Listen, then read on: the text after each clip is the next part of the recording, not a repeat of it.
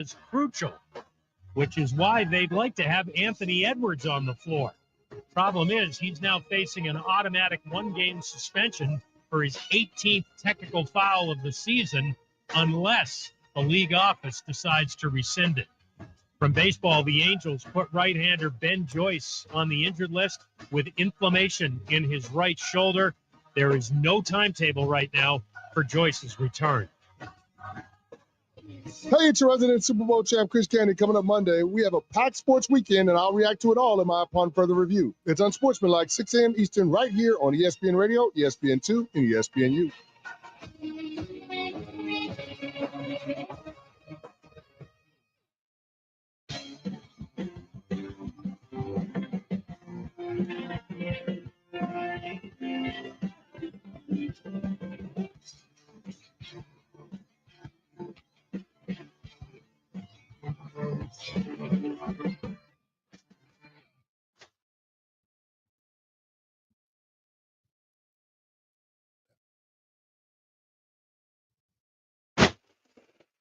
I love Miami. We can come here 2 to 3 times a year if you ask me. The buzz is palpable. This is always a great place to see fights. It's a wild crowd. I'm coming for it all back.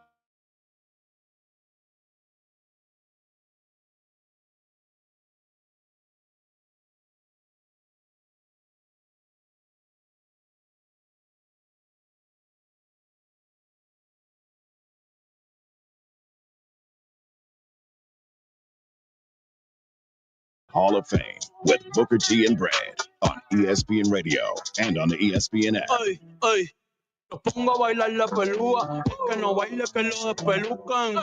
Busque manaco que weekend, los números pa' que se educan.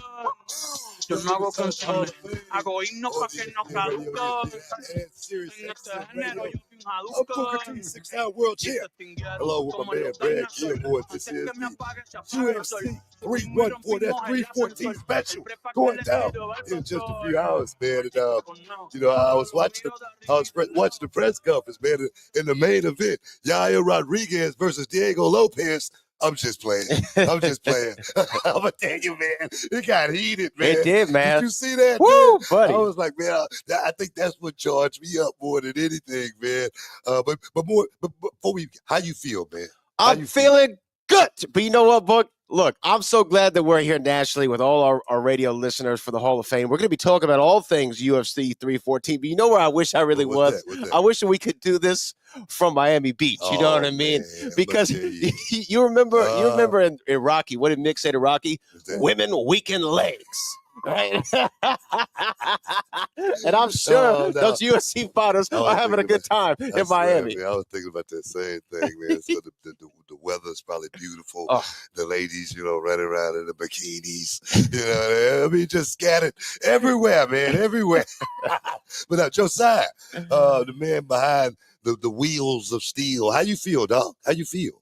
I'm feeling good, man. There's a big stack card here. Looks like there's some fights that could seal the night, so I'm ready to rock here. Yeah, man. Alexander Volkov in the main event featherweight championship for the vacated title by Ilya Poirier versus Diego Lopez. Definitely looking forward to that matchup, as well as the co-main event, Michael Chandler versus Paddy the Baddie Pimblett. That fight right there is definitely highly anticipated just because of the dynamic, I think, more than anything. And then Yair Rodriguez versus Patricio Pitbull making his debut inside the Octagon. Oh, my God, man. Can you feel me? Can you feel me? This right here, dog. This one right here, that was for the ages. That was for the ages. That one right there, that's a crossroads. And I'm so looking forward to that match with Bryce Mitchell versus Gene Silva. Oh, my God, man. That fight right there, I think that's going to be a sleeper. I really do. I think that's going to be a sleeper. But tonight, in overall context, it's going to be a hell of a night. Somebody's getting knocked out. Somebody's got to get it. Somebody's getting knocked out. How you feel about what's going on? Well, I mean, I'm really looking forward to the card in general, and we're going to break down each of these fights. We're going to tell everybody where they can, put their money, get the money line. We got some guests later on. There's going to be stepping inside the Hall of Fame, and we can't wait. Champagne wishes. they're going to get their champagne wishes and caviar dreams. Man. We're going to have Ian Parker, who's the ESPN MMA analyst and co-host of ESPN Best Bets. And we're also going to have Anthony Lionheart-Smith, former UFC light heavyweight fighter, going to be in the building, man. Former contender, I should say. He was a contender. He could have been a contender. Yeah. He could have been champion. So we're going to be talking to them later on about it. But I'll tell you, I know a lot of people are talking about this main event, Diego Lopez and Alexander Volkanovski. You talk about crossroads in that Pitbull fight. This is a real crossroads, I think, for both of these men's careers. And I think that that's the overall theme of the night. When you look at the main event and then you look at the co-main event, Michael Chandler and Patty the Batty, Patty Pimblett. Yeah. Patty Pimblett, we talked about here a few shows ago when he was going up against King Green, Bobby Green. And I said that night, I thought that King Green was going to go out there and do something. Patty looked good. But I think that there's a stark difference between, even though a talented Bobby Green and a Michael Chandler. Michael Chandler was a guy, we saw him fight for the lightweight championship. We saw that happen in the Toyota Center in Houston, Texas. He is somebody who is highly touted, coming over from Bellator. He's had a rocky UFC career thus far. He's still, I think, holding on hope for that Conor McGregor fight one day, maybe. But I think that that's really a fight that I'm looking at as the outcome. Is this going to be the last dance for Michael Chandler? And we'll see Patty Pimblett finally ascend to what some people would say, and I want to get your opinion on this. Some people would say that this would be Patty Pimblett's first real high marquee win in the UFC. And I agree with that. Yeah, no, I agree with it 100%. But one thing about Patty Pimblett is every time he gets inside the octagon, he rises to the occasion. He does. I don't think we've seen the best of Patty Pimblett just yet. I really don't. I wonder, if Patty Pimblett is going to be the guy that actually, become that next big thing. But I want him to be. But I think about the Floyd Mayweather concept too. As far as hard work is easy work. He's always in the gym all the time.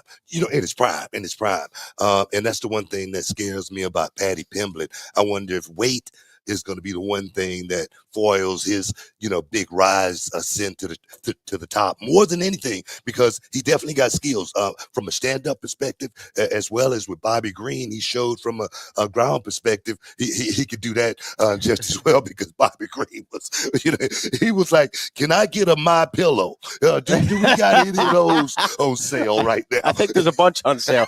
You're listening to Countdown to UFC 314, the Hall of Fame, on ESPN Radio, ESPN app, and Sirius XM Channel 80. We want to make sure you check in with us. Give us a call. We're streaming live on social media. Check in on social media, but you can call us at 1-888-SAY-ESPN. That's 1-888-SAY-ESPN. Make sure you call in and tap in with the Hall of Fame. I mean, Book, again, those are the two main fights, and I think that we'll spend some real time focusing on all the fights. But to me, those are the ones, and to me, they're crossroads for both guys. Yeah. And what's interesting about the main event and the co-main, as we said, it's one guy, it feels like last chance, and it's the other guy's real first chance. You know what I'm talking about when I'm talking about Diego Lopez and Patty Pimblett. Diego Lopez is a guy he's so dynamic. I mean, he's got such a skill set. And the thing with Diego, he's still young. He's still a young cat. And I think that's his biggest advantage. I really believe that. And tonight is definitely going to be the ultimate test. This is going to be the ultimate test for Diego Lopez. I mean, all the other fights before this one, wipe them out, throw them out. I'm serious. They don't count. I'm serious. Just get rid of them. You know what I mean? This fight tonight is definitely going to be his coming out party. This fight tonight is going to tell the world exactly what Diego Lopez is all about inside that octagon. Because one thing about Volkanovski, this guy, he come from, what's his background? Soccer or something like that? What is it? Rugby, yeah. He's not your typical fighter. All right. He's a guy that just gets in there, and he's such a grinder. And this fight tonight, Diego Lopez is literally going to have to go through fire to walk out of that octagon with that championship around his waist. I can tell you that. Because this right here is Volkanovski's. This is his Muhammad Ali moment. Hold on. No. What I'm saying is to rise back to the top. Come back to the title after the break. That's what I'm talking about, man. Come on. Come on. You know, I mean, it's only one greatest of all time. But come on. But you know what I'm saying. Yeah, no, I hear you. I hear you. And that's what I'm saying. I'm looking forward to breaking this all down, man. I'm looking forward to it. I'm looking forward to all our people, because that's what this show's about. The show's about who? It's all about the people. All about the people. So we're going to be breaking it down with the people, too, because I know a lot of people, they try to make a lot of money on these UFC shows. And like I said, we're going to give you kind of the odds. We're going to give you what we think, our predictions. Countdown to 314, we're baby. We're going to give you the lowdown on what's up? The lowdown on who's zooming who. That's old school now. That goes way back to the old school, man. But now you here with my man Brad Gilmore, Booker T on ESPN Radio, ESPN app, and Sirius XM Channel 80.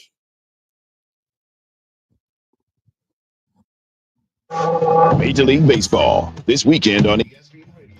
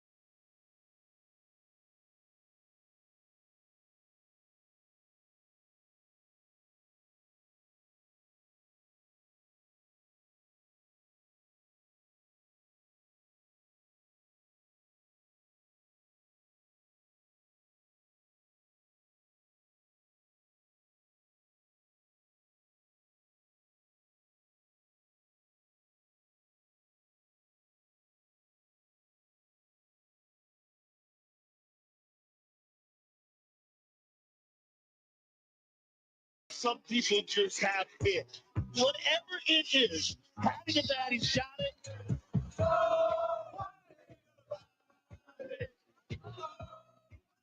King of North is yes. And then you have a fighting style. It is a wild, exciting fighting style. Wild striking, fantastic submission, and just personality above and beyond the average human being.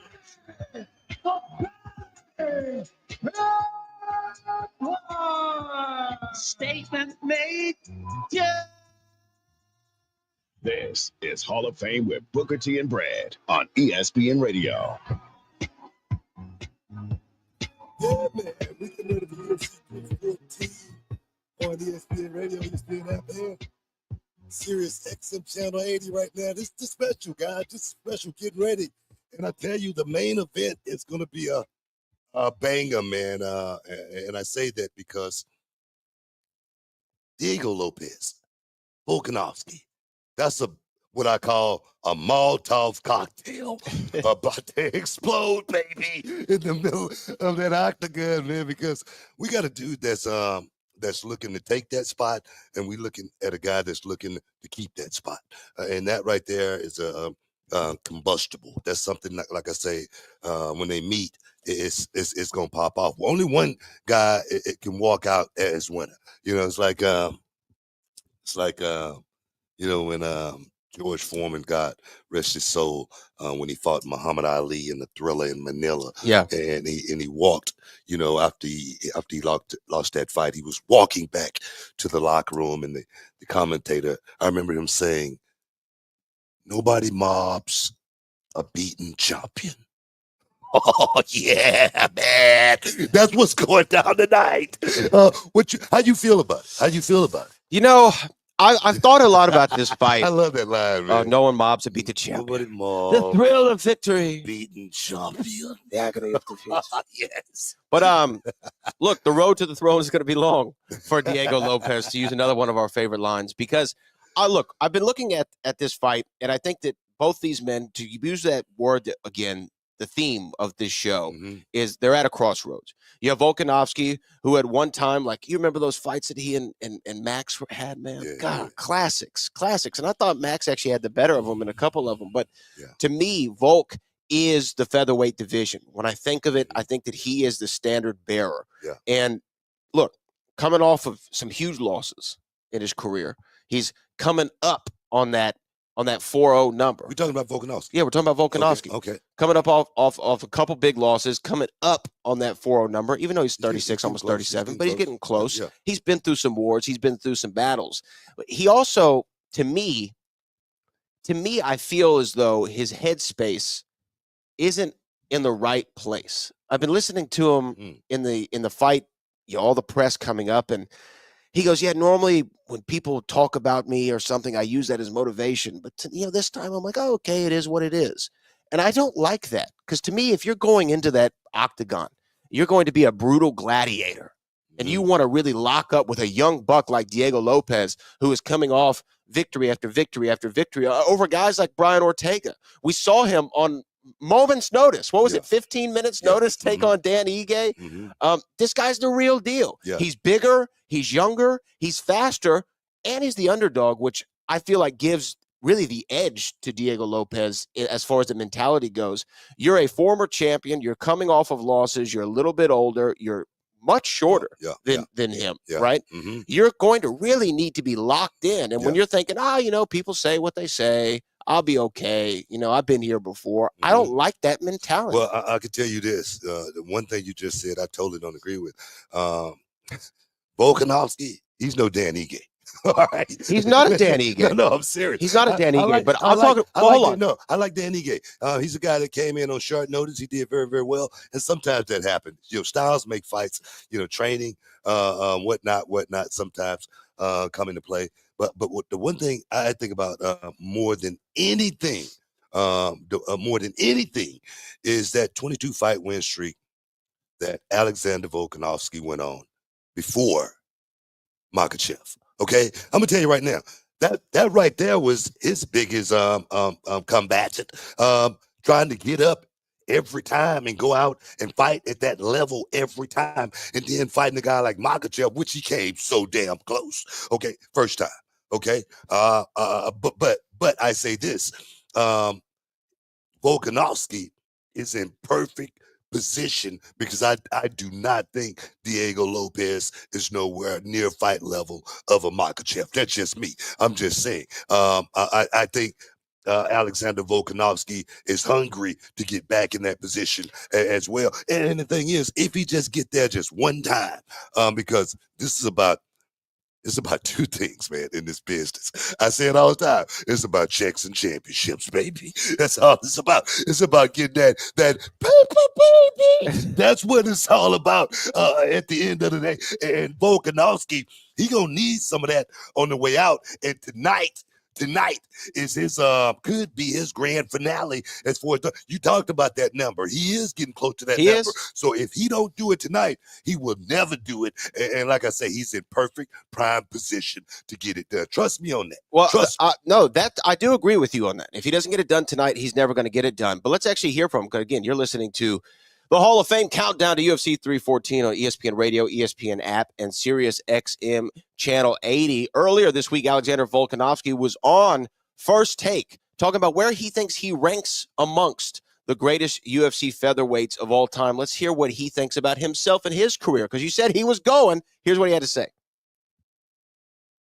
Hey, look, it's a trigger, man. That's not one for me to sort of decide. I don't really like talking about myself like that. But what I do plan on doing is getting that belt back and defending. And, I'm just adding to my legacy. And, it's going to be pretty hard to beat my resume, especially with the title defenses and the people I beat, two-time champion, things like that. I think it's going to be very, very hard to top that.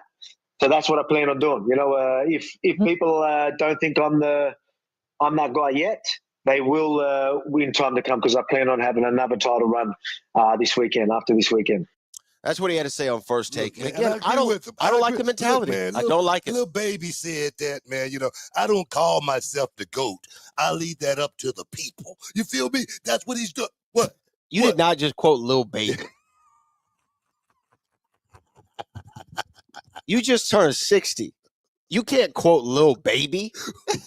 Why not? You've aged out. It's a good quote. You've aged out. Trying to say hip. It's a good quote. It's a good quote. Now, Book was thinking, oh, this will get the young ones. This is going to get the young listeners. They're going to think I'm with it. No, you're with it, Book. You're with it. You're with it, Book. I'm just playing.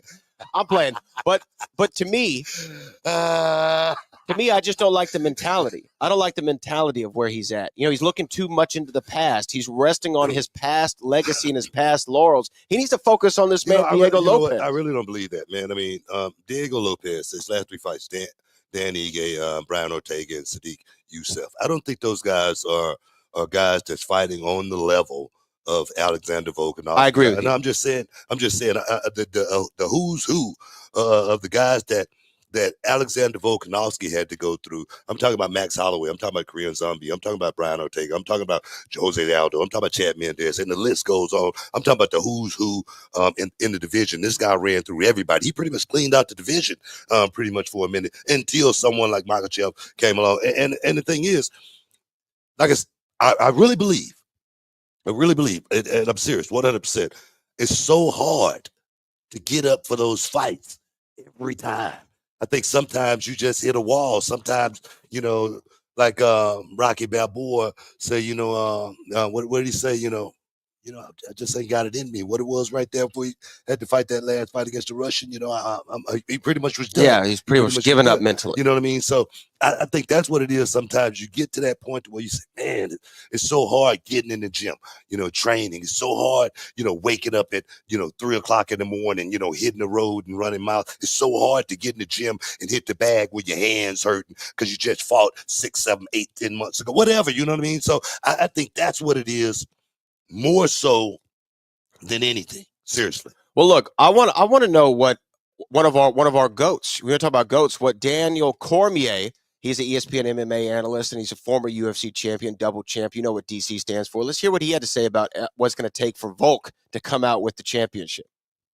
And he has to be the one that dictates the pace of this fight. If he allows for this guy Diego Lopez to start fast, he can't get over 50. This fighter Lopez has so much ability to finish. It's unbelievable. His journey matches his fighting style. It's only been 2 years Since Diego Lopez made his UFC debut, he is already in a championship fight. Provoked to win, he's got to be the one controlling the fight. There you go. That's what DC says. 30. He's got to control the pace. I agree because he's a young cat, man. He's a young cat, and that's the one thing that Alexander is going to have to fight and combat against more so than anything. But we're going to find out, man. We're going to find out here on this UFC 314 special eve. I can't wait. But you're listening on ESPN Radio, ESPN app, and Sirius XM Radio. Oh yeah, man.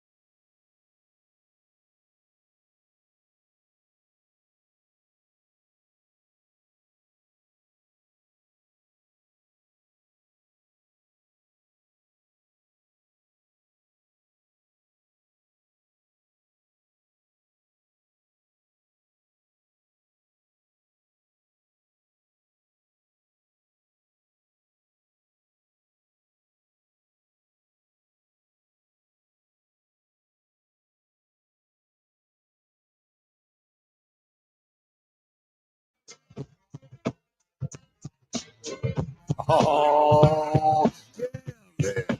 Welcome inside the Hall of Fame, boy. ESPN Radio, ESPN app, and Sirius XM Channel 80. It's UFC 314 going down in the main event, man. Volkanovski versus Lopez. You don't want to miss out. You don't want to get shut out, but that co-main event.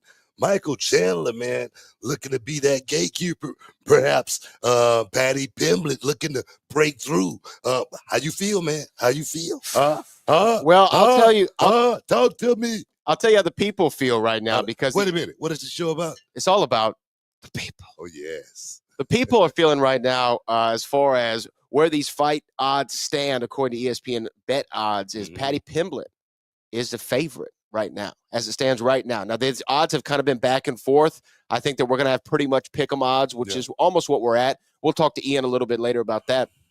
But to me, this is the ultimate opportunity for both men. Michael Chandler can stop the momentum of Patty the Batty, whose UFC record is unblemished to this point. And Patty the Batty can get, as we talked about earlier in the show, his very first, what I feel, marquee win. Yes, he's beat guys. He's beat guys. We talked about King Green. We've talked about, Ferguson and a couple other guys that he's fought before. But to me, this is the marquee win. Because, look, I got love for Tony Ferguson. Everybody loves Tony Ferguson. Yeah. Big fan of Tony Ferguson. Yeah. At one time, he was the guy who was going to beat the guy, Khabib Nurmagomedov. Everyone wanted to see that fight, right? But, Tony Ferguson, I think a win over him doesn't mean as much as it did, let's say, 5-6 years ago.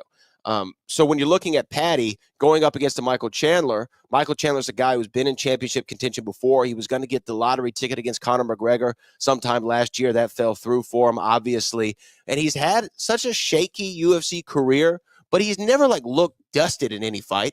He always looks like, even if he loses quickly. Wait a minute. What? We talk about Michael Chandler. Michael Chandler. He's never looked dusted in a fight.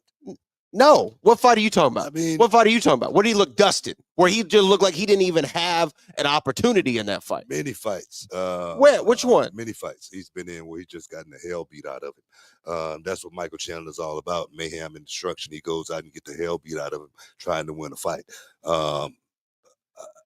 I say this about Michael Chandler. He's a guy that's got the biggest heart in the world. I really believe that. He loves this fight game. You could tell just by the way he promotes the fight. But one thing I think about with Michael Chandler is this guy did 10 years. 10 years. He did 10 years in Bellator. So many damn wars. So many wars in Bellator. Eddie Alvarez, Patricio Pitbull, guy who's going to be on the card tonight.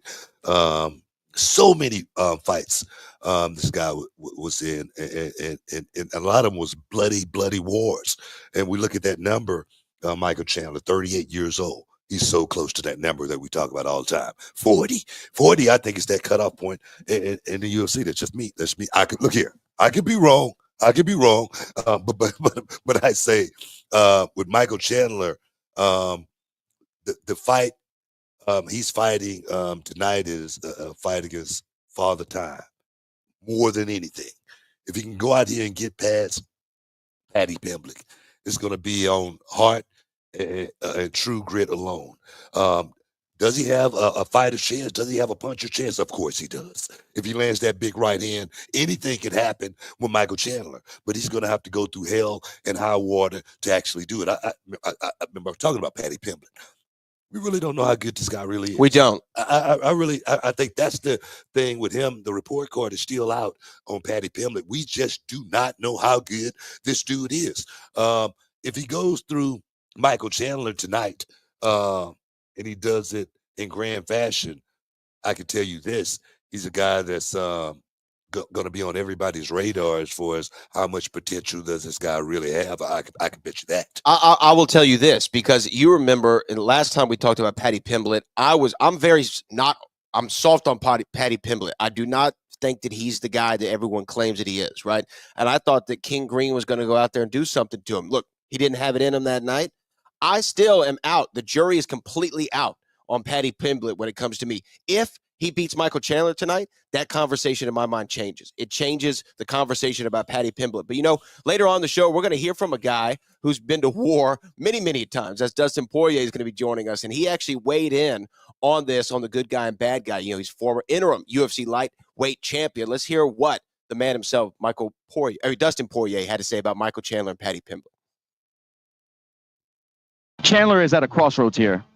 He's taking on a young guy who has a lot of hype, but his track record's been kind of rocky in the UFC. He came over right out the gate, big win, then up and down, up and down. This is a big test for Chandler to show he deserves to be at the top of the division. It's honestly been more down than up, Dustin. Hey, you said it. Dustin, can I ask you a straight-up question? Is Michael Chandler a cheater? Bro. Dog, seriously. He's a competitor. I think... Does he break the rules? In the Octagon, does he cheat? Yes. Yes. Dustin, you're not the only... I don't know if it's premeditated, but he's out there to win, and I think he's, What's something nasty he would do? Would he do ice stuff? Would he do groin stuff? Dustin tried to say he fist-hooked him. Oh, I'm trying to. He did. Well, Dustin Poirier recounting their battle that he had with Michael Chandler. But it's a fight. I like what Dustin's comment was on that latter portion. It's a fight, but it is a crossroads, as we've talked about. Dustin's been in there with, the likes of Conor McGregor. He remember, the glove being held, in that fight. I remember it. And the thing is, I'm serious. The thing is, if you ain't cheating, you ain't trying.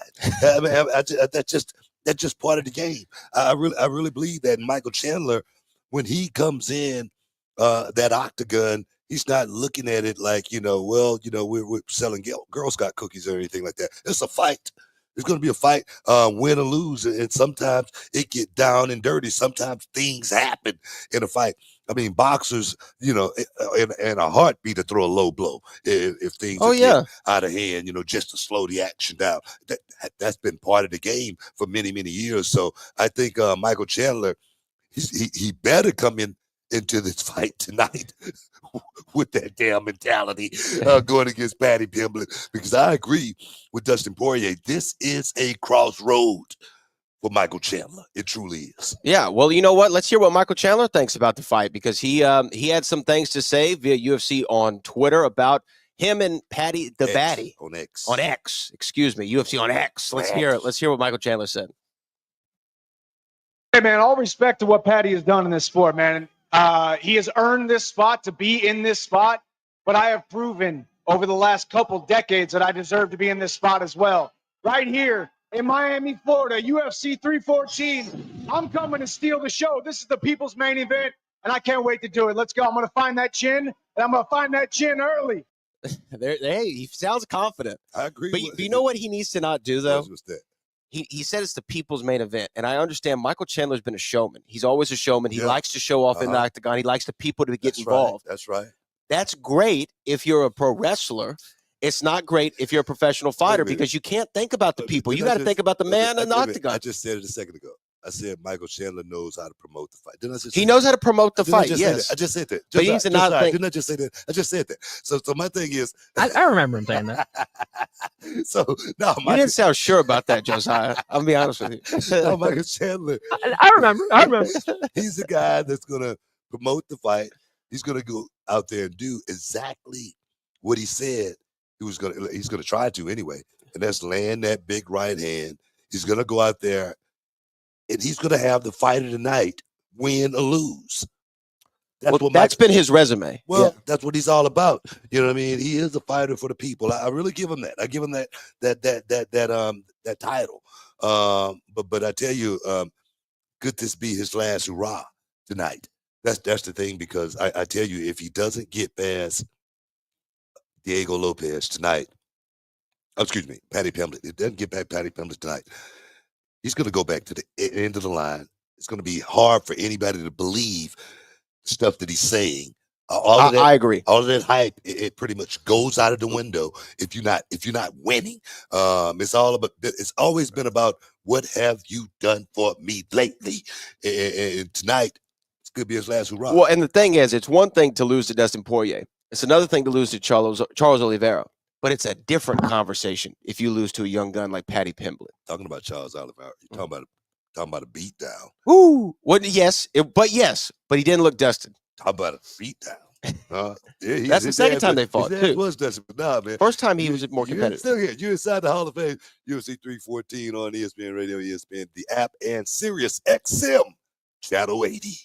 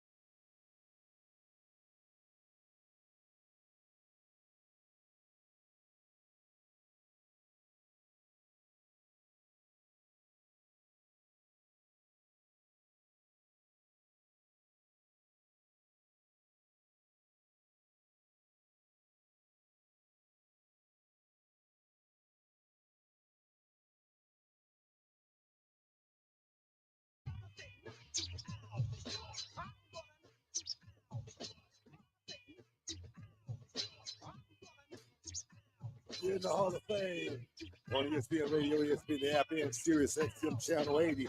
I'm the two-time Hall of Fame, and I got my man Brad Gilmore here with me as well. And Hall of Fame is presented by Progressive Insurance. Oh, yeah, man.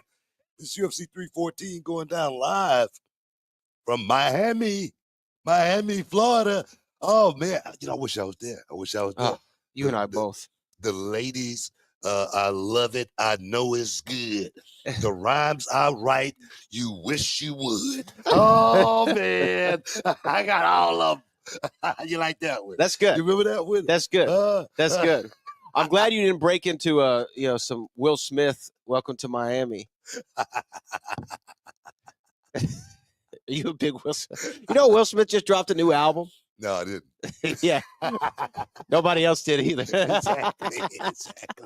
He's been going crazy with the freestyles Shout out lately. to Will. Yeah, shout out to Will. Shout out to the Fresh Prince. Man. Oh, you know what? I always like Will Smith, man. You know, I mean, before the incident. Yeah, the incident. You know, I mean, you know what? Everybody deserves a second chance. Oh, I agree. Everybody deserves. I agree.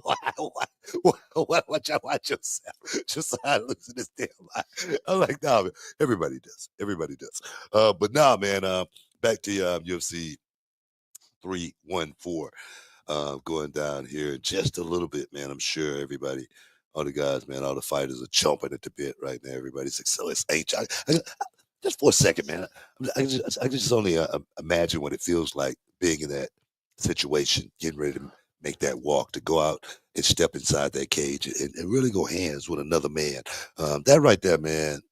Only a few chosen few in this world get a chance to do that, man. And it's sacred.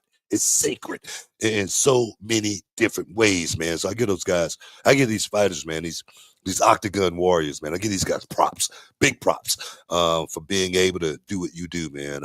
Seriously. Well, you know, it's interesting that you bring that up because I did want to ask this of you because we're a week away from WrestleMania 41 in Las Vegas, Nevada, which we'll be covering extensively.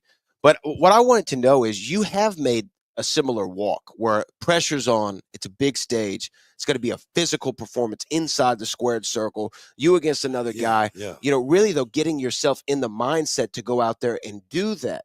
You know, kind of walk us through that. What was your pre-fight ritual, for lack of a better term?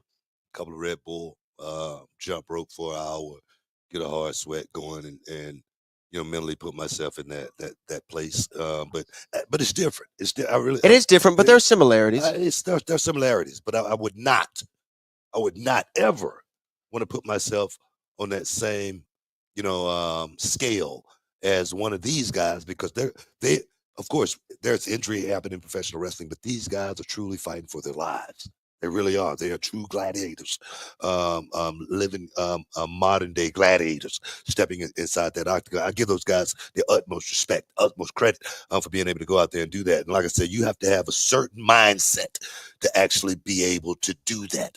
And only a chosen few that walks on this planet get a chance to do that, man. Like I said, so that's why I say, you know, man, it's amazing, you know, for these guys. Okay, but give me just one more thing. Just you're walking to the ring, your entrance music hits. These guys have their walkout songs and it hits. When you're walking to the ring, like what is the thought process in your mind? Are you trying to block out the people? Do you engage with the people? Are you thinking about your game plan? Are you thinking about, you know, what's this going to take out of me? I mean, what is going on in your head?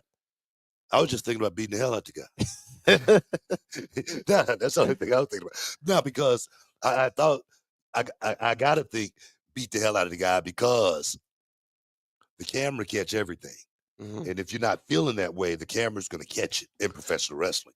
So for me, I was always thinking about I got to go out here and beat this guy and beat him down, and let the world see how good I really am. And I'm sure these guys, I don't know, they may perhaps think that way, but I've heard Mike Tyson talk about it. And Mike Tyson said he was scared every time. Yeah. He walked out and made that walk, and I can see that. I can see that. But that's when you your senses are heightened as well. That's when you go in there with a total perspective where you got tunnel vision and you can pretty much see everything. It's like the Matrix. You know what I mean? So now I can imagine what these fighters feel like, but just you know, one who has never done it. I trained the box, you know what I mean? I wanted to be like Ali. I wanted to be fast, quick, agile, mobile, versatile, hostile. I wanted to be all that, you know what I mean? But I said, to hell with that. Wrestling came along. But no, man, we got a fight that's going to be on the card, man. Bryce Mitchell versus Gene Silva in the featherweight division. That's a fight we definitely got to talk about, as well as Dominic Reyes versus Nikita Krylov. That right there is definitely going to be two fights that we got to explore. But what do you think about the Mitchell Silva fight? Oh man, Mitchell and Silva, you know, in that featherweight division, featherweights are going to be really getting a big spotlight this time at the UFC. You know, several featherweights going on, and to me, I think that both these guys, this is a great stage for them. The lines are pretty close. Silva's the favorite in this fight against Mitchell. You know, Silva's a little bit younger. He's got a similar reach, similar height. I mean, give or take an inch or two. So I think that these two guys are going to go out there and throw. They have similar records. They have, you know, kind of similar stories in the UFC from what we've seen. Bryce Mitchell coming off a win. We have Silva coming off a win. So I think that they're kind of in a very similar perspective where they are. To me, in my opinion, I think that the odds makers have this right, and Silva's going to go out and continue this win streak that he's been on. Well, I can tell you this. Silva, I went back and watched some of his stuff. Started in the Dana White Contender Series. Yes. And since joining the UFC, he's 4-0 with 4 knockouts. And that's what you know, we look for, you know, in a fighter, man. If he can go out there and bang, if he can go out there and, you know, shock and amaze, if he can make the crowd feel something. And right now, Silva's definitely doing that. Like I say, 4 knockouts. Looking to make it 5 tonight with Bryce Mitchell. But my thing is this: Bryce Mitchell, this dude's a grinder, man. This dude, he's a country boy. He ain't got nothing to do. You know what I mean? He's on the ranch. You know, he's slopping the hogs. Yeah. You know what I mean? He's got some pigs. I mean, that is the hogs, right? That is the hogs. Yeah. He's got the cattle, the livestock. The livestock. He's got the swine. Oh, wait a minute. That's the same thing. So he's doing a bunch of that. So he ain't got a whole lot to do. More. That's what I'm saying. Now, farming's hard work. Forget what you heard. You know what? I'm changing my pick. That man's on the farm. I'm changing my pick. Bryce Mitchell all the way, baby. Bryce Mitchell, he's coming off of a win versus Crying Gracie. Now, I'm gonna tell you right now, no one saw that coming. No one saw it coming. Fight before that, though, Josh Emmett put that boy to sleep. Bow. I'm talking about put him to sleep so bad to where I felt like, man, he looked. He was looking for one of my pillows. He had one. I'm serious, and he looked like he was in shock. You know what I mean? Boy, what are those Devon Deadly cells? He could not move.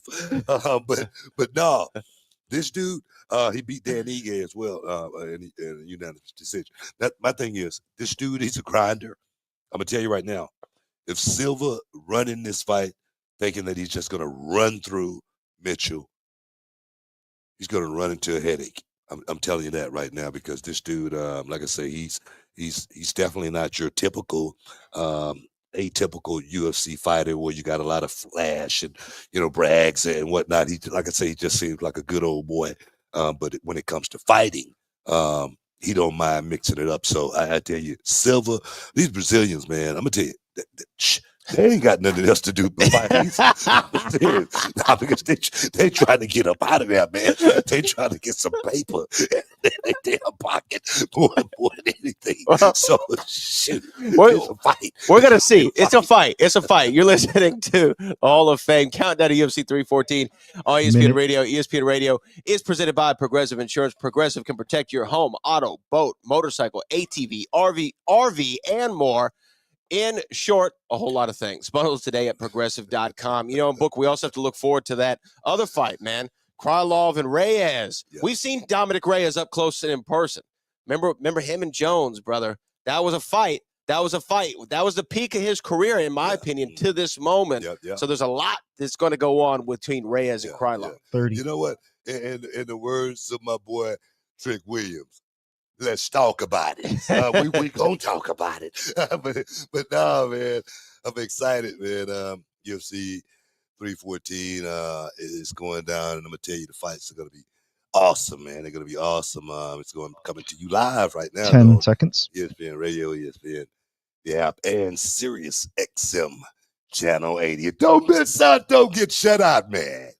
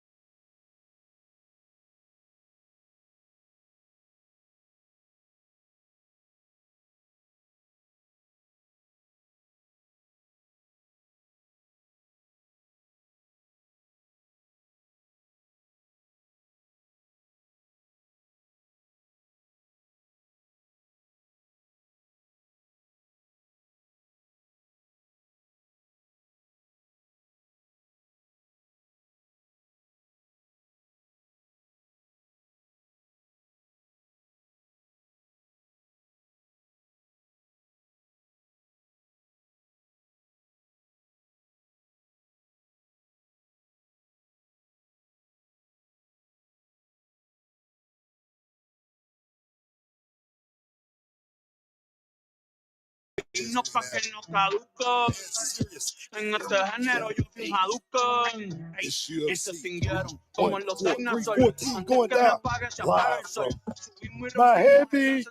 Miami. Oh man.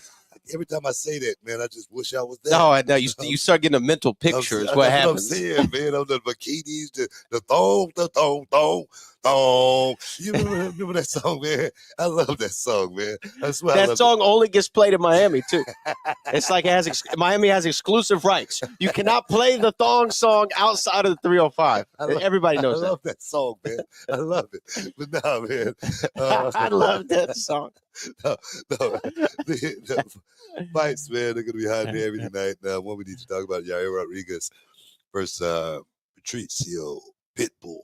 Featherweights, man. This fight right here has got a lot of interest. It's got a lot of interest because Pitbull, you know, you can say once upon a time he was Yair Rodriguez. Yeah. All right. A really great comparison. I'm serious. As far as being a guy that was so dynamic, so explosive, that could go out there and get you out of there in so many different ways. That was Patricio Pitbull. But all of those days, there again, was left inside the Bellator cage, a place where he spent more than a decade. And I think that's what we got to think about more than anything with this fight tonight with Pitbull coming in at 37 years old. That number getting so close.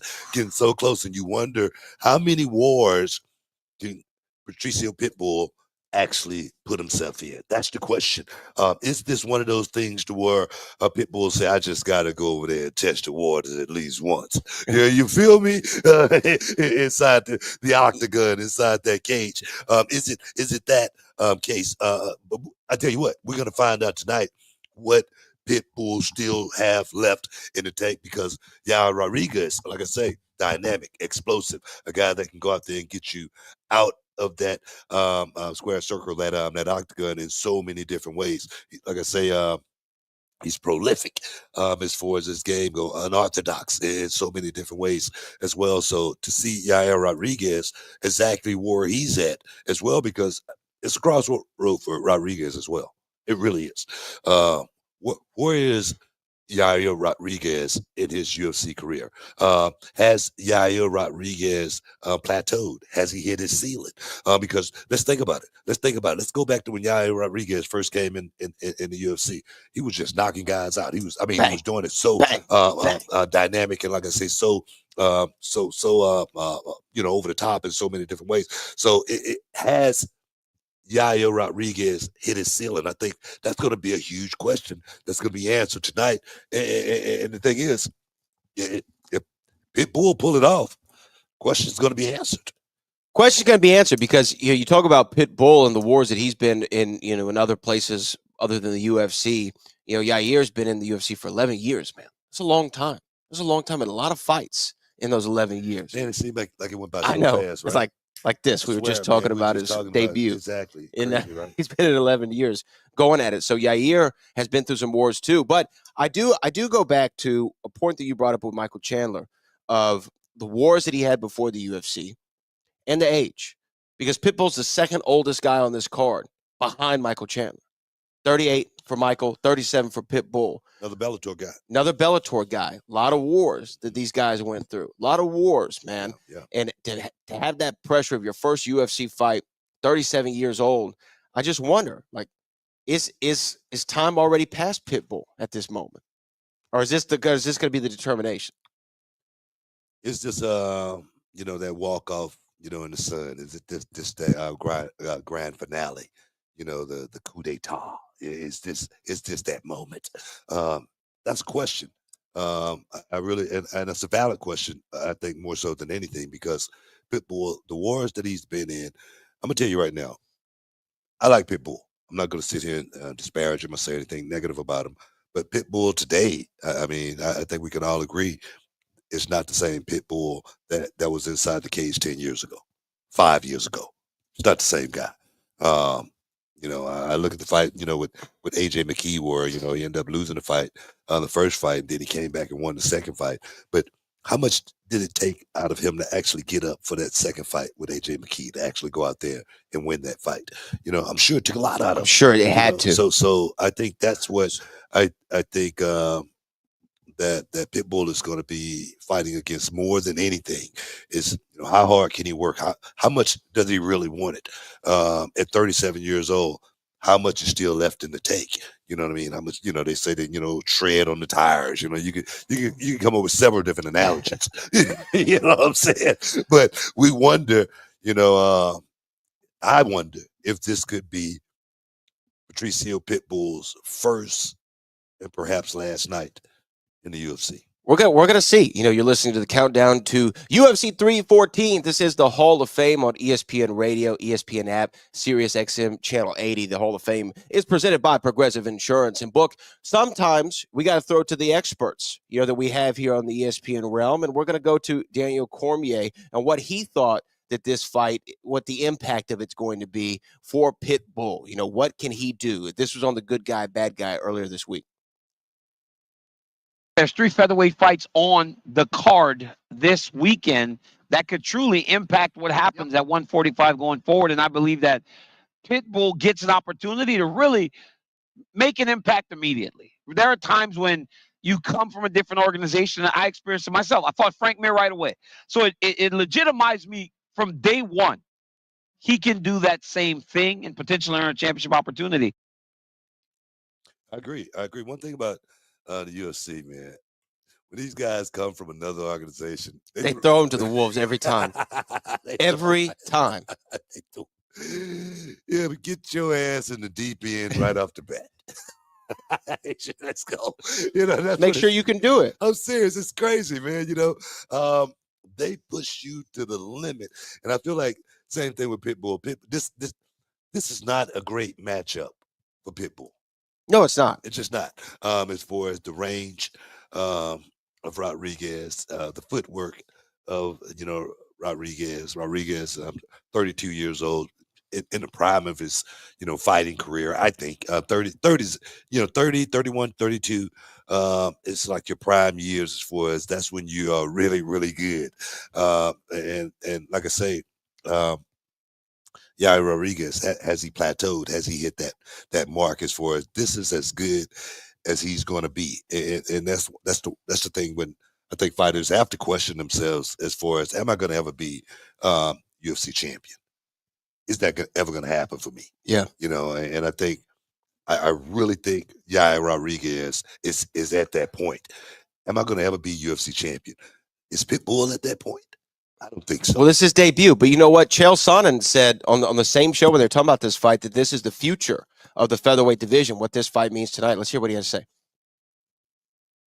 This is a very personal fight. I mean, Dana White did not have to bring this guy over. Dana White has been watching the Pitbulls long enough that he says the contract, it's now or never, and these guys deserve a shot. He brings them over, deals them from the bottom of the deck. Yair Rodriguez, nobody is speaking about him. I can't find a headline all week about Yair Rodriguez, to the point that John Anik even called him the forgotten featherweight. If Pitbull gets the jump on your rear, and based around how he gets the jump on your rear, he could be drawn right into a world title fight. I mean, there is a lot around this match for it being swept as much as it is, for it to not even be a co-main event. I am looking at the outcome of this match to set up the future of 145, at least for the year 2025. That man can talk. That's a salesman right there. That boy can talk. I'm going to tell you that. Chael Sonnen. No, that boy's a salesman, because I didn't see none of that. I'm serious. But the way he made it sound, I'm all in. This could be the fight of the night. I'm serious, man. But no, man, I tell you, man, guys, we're going to win some money here next. So I tell you, just keep listening, man. You're listening to the Hall of Fame Countdown. The UFC 314 on ESPN Radio, ESPN app, and Sirius XM Channel 80.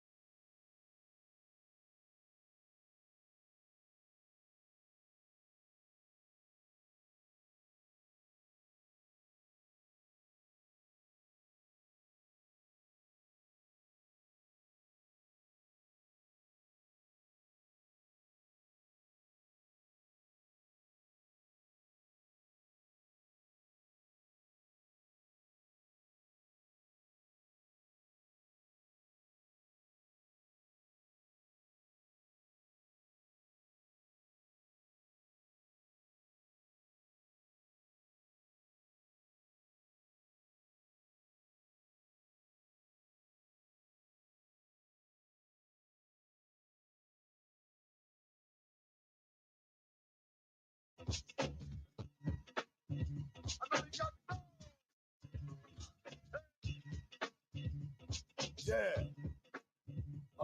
Yeah. Welcome back inside the Hall of Fame. I'm Booker T, 6-time world champ, along with my man Brad Gilmore, UFC 314. ESPN Radio, ESPN the app. And Sirius XM Channel 80 is going down. Oh, yeah, man. Yeah, Book. Well, you know what? People out there in Miami. The people out there in Miami, they're trying to win some long green ducats. And here to help us out, because I'm thinking about placing some bets tonight. I'm feeling like it right now. You know what? I'm feeling it too, man. I really am, man. Like this Pitbull, Yair Rodriguez fight. I'm thinking about getting some money. Hey, we might have to make some money. But you know what? The guy who's going to help break it all down for us is joining us right now. Ian Parker. He's an ESPN MMA analyst and co-host of ESPN Best Bets. Ian, you're down there in Miami? Yes, sir. The sun's shining. We got to make some money tonight. Let's go. Ian, before we even get started, what's the flavor of the month as far as the ladies go? What is it looking like? Well, listen, not all of us can be a professional wrestler, WWE Hall of Famer, multi-champ like Booker T. So I think what the flavor might be for me would not be as good as what you would have, good sir. In other words, vanilla. You know what I mean? Just regular, plain old vanilla for Ian. Ian, but talk to us about this card. I'm just here trying to be a betting guy, you know? Yeah, you know what? I feel you, man. You and I both. So let's talk about the betting, though. You know, look, this is a really interesting fight card, and a lot of lines that I'm seeing are very, very close. Where can people maybe make the most money tonight? Well, look, you know, when it comes to betting the sport, you don't always have to go with the most popular fight. And when you get not the most popular fight, sometimes you get better odds. And the other ways that I've been finding to get more manageable lines is by adding some rounds and overs to the actual fighter. So, like, for example, Sean Woodson against Dan Ige should be a great fight. I like Sean Woodson in that fight. That's one of my bigger plays. But if you want to get that number down from, he's now minus 210, which is crazy, down to like a minus 130, take Sean Woodson to win in over 1.5 rounds. Now you're spending very little juice. You can get your fighter that you want, and more than likely he will win that fight by decision. You know, I like that concept. I like that analogy right there. But there again, you know, I told some people, you know, before you came on that they had a chance to win some money. So they want to hear about, you know, Volkanovski and Lopez. You know what I mean? They want to hear about, you know, Michael Chandler and Patty Pimblett. They want to hear about the big fights and where they can make the most money. Oh, don't you worry. We're just starting off on the prelims. We got to build our way up, Booker. All right. So if you want to go to the main event, I think the value is two ways. One, either take under 4.5 rounds. I don't think this is going all 5 between Lopez's gas tank and his finishing ability. Look, I love Alexander Volkanovski. He is one of the goats of the sport, but he's coming off back-to-back knockout losses, not just getting rocked, but getting sent to the shadow realm. And he's not getting any younger. He's fighting this kid in Lopez who's explosive, huge for the division, big power. And what people don't even realize, he's one of the best jiu-jitsu guys on planet Earth. He just hasn't had to use it because he's putting people to sleep. The fact that we're getting plus money on him, I'm on Diego Lopez to hear and new by the end of the night. Man, you know what? The shadow realm, Book. I didn't see it. I didn't see it that way. I mean, I try to look at fights a little bit differently, constructively from a perspective. And I look at that run, you know, that Volkanovski went on, you know, for so long, and the fighters that he, you know, had to fight, you know, for so long. It was time for him to take a break. And now coming back, man, this could be his moment against Diego Lopez, a guy who hasn't really had but 5 real fights inside the UFC. And those 5 fights was nowhere near the caliber of guys that Volkanovski had to fight. What's your analogy from that perspective? Well, if I was sitting next to you purely out of fear, I wouldn't argue with you. But being that I'm far away, I could disagree respectfully. So, right, when it comes to Alexander Volkanovski, you're right. He went on an incredible run. But when it comes to the sport of MMA, father time always wins. It just doesn't happen the other way. And regardless of the time he took off, you can't rebuild back up your chin. He's not getting younger. He's fighting up-and-coming guys that are just explosive and powerful. And to your point, yes, Diego Lopez has not fought essentially the level of competition maybe that Volk has fought, but that's kind of how it works when you're building your way up compared to with Volk being on such a great title run. This doesn't discount what Volkanovski has done. It just might be that the best version of Alex that we've seen, I don't think it possibly exists anymore. And this is where the torch just may get passed. Okay, so let me ask you then, why do you feel, is it just because of his name value that Volk is getting the better odds as far as he's the favorite in this fight? Is it just because what his legacy is behind him and not so much what's ahead of him? Well, yeah, I think the reason why Booker likes Volkanovski is why the money came in on him as the favorite, because of level of competition, because he was the champ, and Diego not as popular as a name to the general MMA fan, right? So when that happens sometimes in this sport, look, the MMA betting world has not caught up to the other sports yet, where you know how these things happen. Like, for example, in the PFL last night, there was a minus 1,100 who was dominated. You just assumed he was a favorite because of what team he trained with, right? In MMA, the odds makers still haven't figured it out. So this is why we take advantage sometimes. And like years ago, when Max Holloway fought Brian Ortega, that was the biggest bet I ever made in my life. Max Holloway was only a minus 120. He should have been a minus 1,000 in that fight. Sometimes when guys are on runs, momentum, title runs, popularity in this sport against guys that people don't really know, that's why the odds sometimes play out that way. Well, when you talk about popularity, you got to talk about Paddy Pimblett. Paddy Pimblett's been a name in a lot of people's mouths as of late. He's, looked pretty good in his last few fights, especially that Bobby Green fight. He's walking in here with a lot of money coming towards him. Michael Chandler maybe being overlooked. How do you see this one laying out?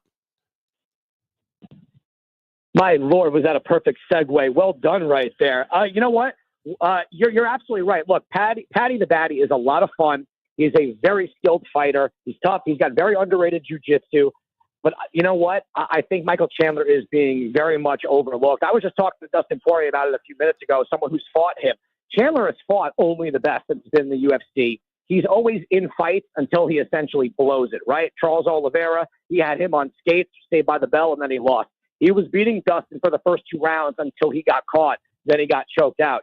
Chandler is somebody that can wrestle, can fight smart. He just went 5 rounds with Oliveira on his back and did not get subbed. So I would tell you from a betting perspective, if you were to say, I think Paddy's going to win, my question to you is how? He's going to knock him out. He's going to tag him.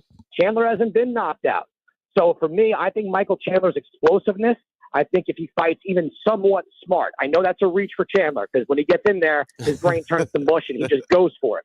But if he could just be a little smart here, explode at the right times, wrestle at the right times, and keep himself out of really, let's just call it lower IQ'd positions, I think Chandler as the underdog has a ton of value.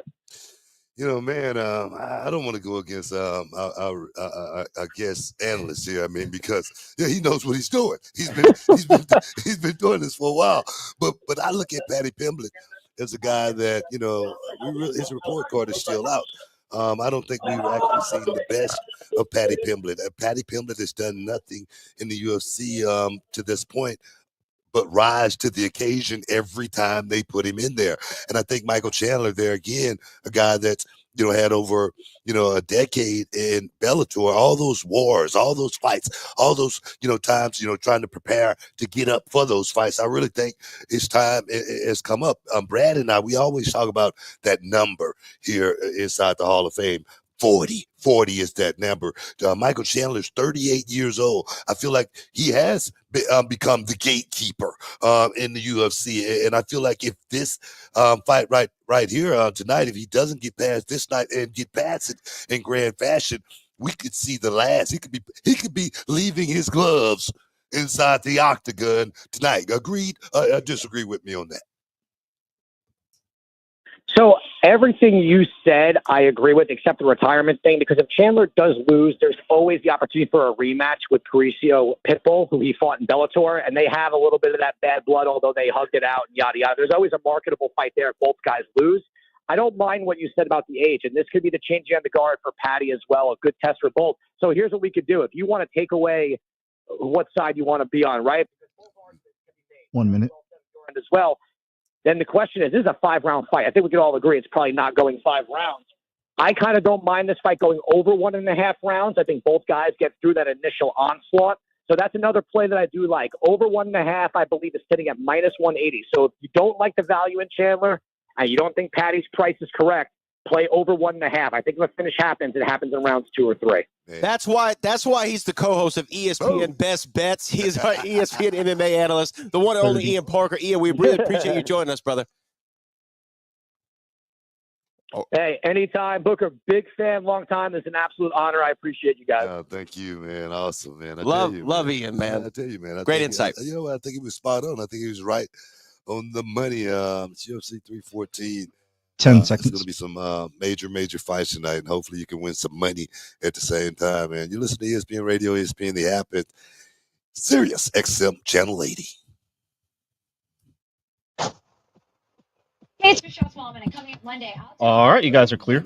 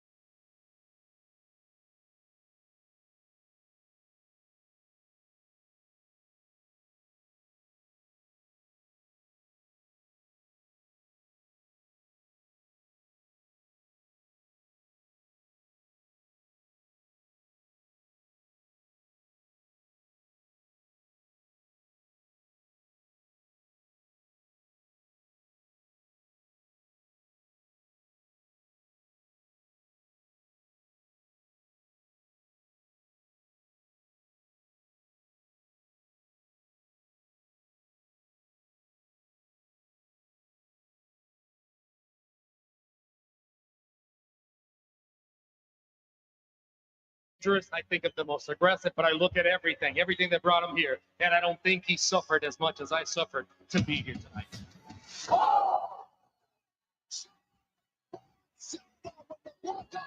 Joga seguro pra você não bater. This is Hall of Fame with Booker T and Brad on ESPN Radio.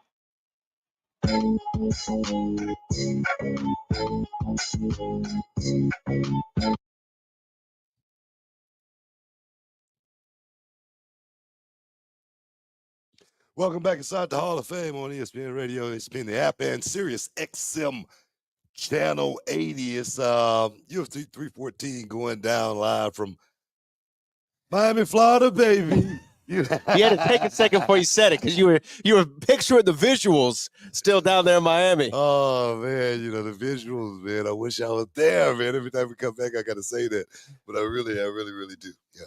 Yeah. Well, you know what, Book? We've been talking about everything UFC 314, and you know what? Someone's joining us to talk about it right now, and nobody knows this game better than this man. The Diamond himself, Dustin Poirier, is inside the Hall of Fame. Dustin, how you doing? What's up, man? Thank you guys for having me on. Hey man, you know what? I just got to say it, man. I just got to say it. Brad and I, we were just sitting here kind of like reminiscing, going down memory lane, and we remember you when you first got started on Fightsville on HBO with my boy Gil Guillory, who used to be a part of Reality of Wrestling, here down in Houston, man. But you come a long way, man. But the fight that I'm really intrigued with, as well as Brad, is that Michael Chandler Patty Pimblett fight, and I want to see if you agree with me a little bit as far as Patty Pimblett goes.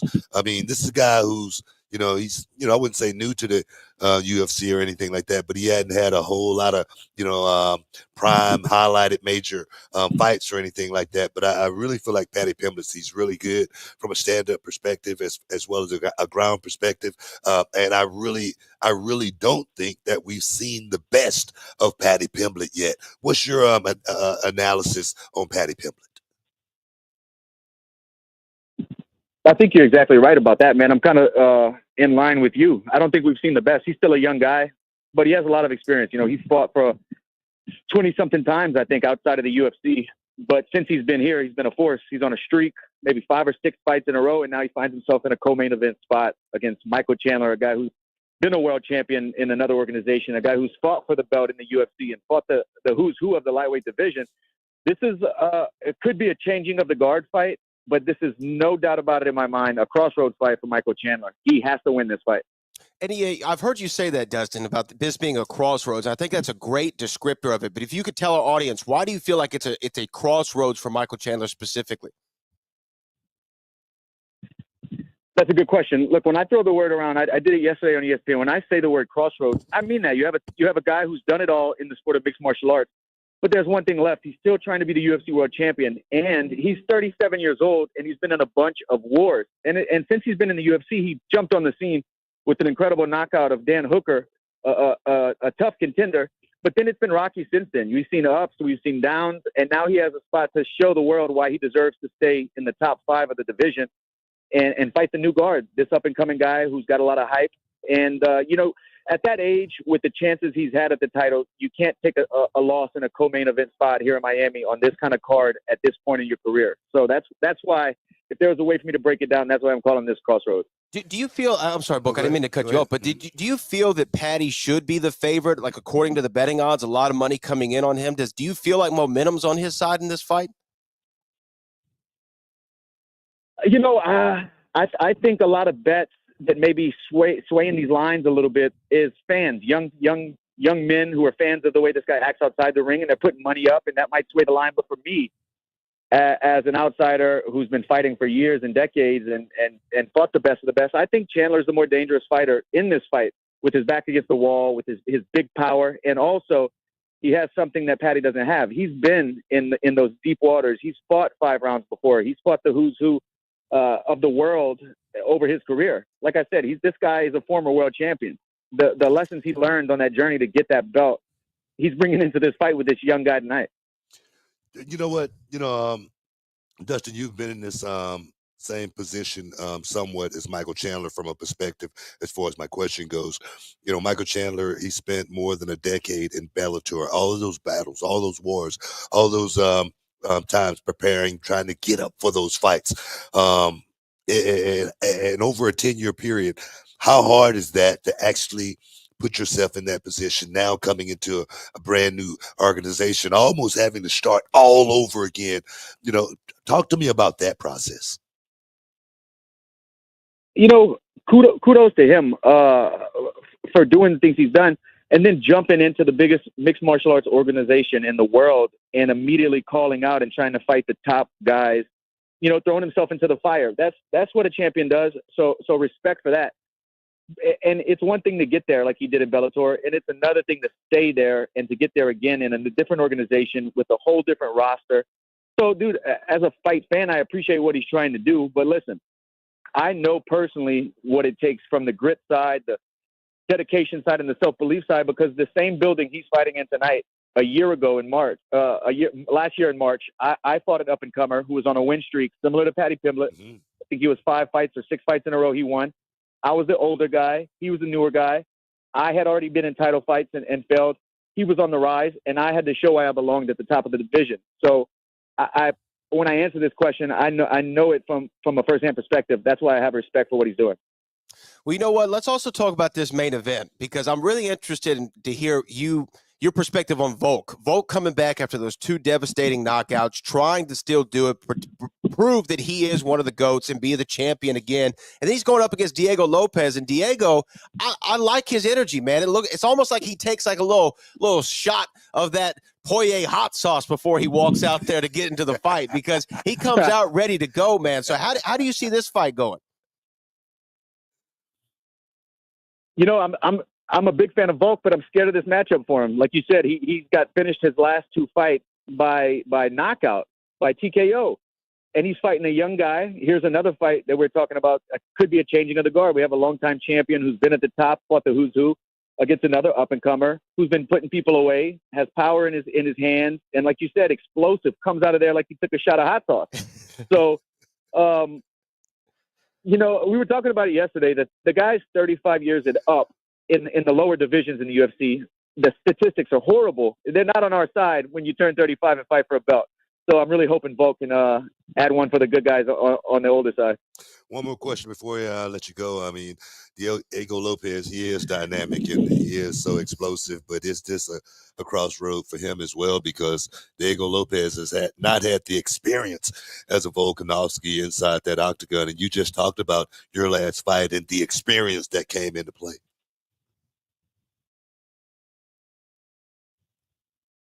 Yeah, listen, we've never seen Diego Lopez in the 4th round, in the 5th round. And we've seen years of Volkanovski in those rounds and looking incredible.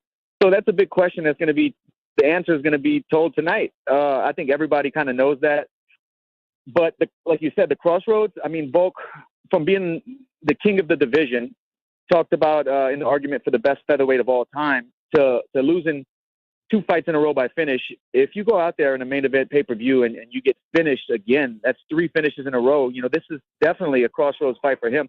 I'm not sure his exact age, but I think he's 37, 38. You know, these miles do catch up to you, but is it Volk's time to check that odometer? Hey, man, I agree. I agree 100%, man. I want to thank you for stepping inside the Hall of Fame, giving your expert analyst opinion on what's going to happen in the main event, as well as the co-main event. That's Dustin, the Diamond Poirier, Bontelleon Roulette. Yeah. Throw that in there real quick for the Yeah, les Bonton Roulette. That is. I appreciate that, bro. Enjoy Miami, Dustin.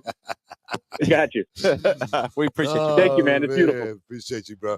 Hey, man, tune in for action tomorrow night as the Dodgers host the Cubs. Coverage of Sunday Night Baseball begins at 6 p.m. Eastern on ESPN Radio and on the ESPN app at 7 p.m. on ESPN. Love Dustin the Diamond. I love that dude, man. I mean, he's always great. He's one of a kind, man. And to have it, Les Bonton Roulette. That's it. Yeah, I mean, Was that Let the Good Times Roll? What is that? Something like that. Something I like don't that. know Whatever. what it is. I It's said French. on TV last week, and nobody knew what the hell I was talking about.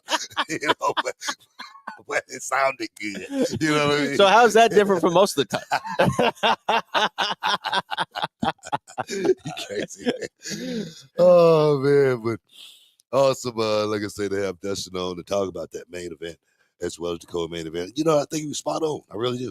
Yeah, I know. Look, nobody knows this game better than him, and he's found himself in very similar positions to Michael Chandler and to Alexander Volkanovski, as that he beautifully illustrated for us. So, look, I still think it's anybody's game in these top two. Really, in this whole card, it can go either way on every single fight. That's why the lines are so close. What's crazy is I'm kind of going against the experts. You know what I mean? You know, because I really believe Volkanovski I really believe he has what it takes to go out there and win this fight. No doubt, without any question. Can he do it? It's going to be a question. It's going to be a big question. But, man, you're in the Hall of Fame. You're in the Hall of Fame on ESPN Radio, ESPN app, and Sirius XM Channel 80.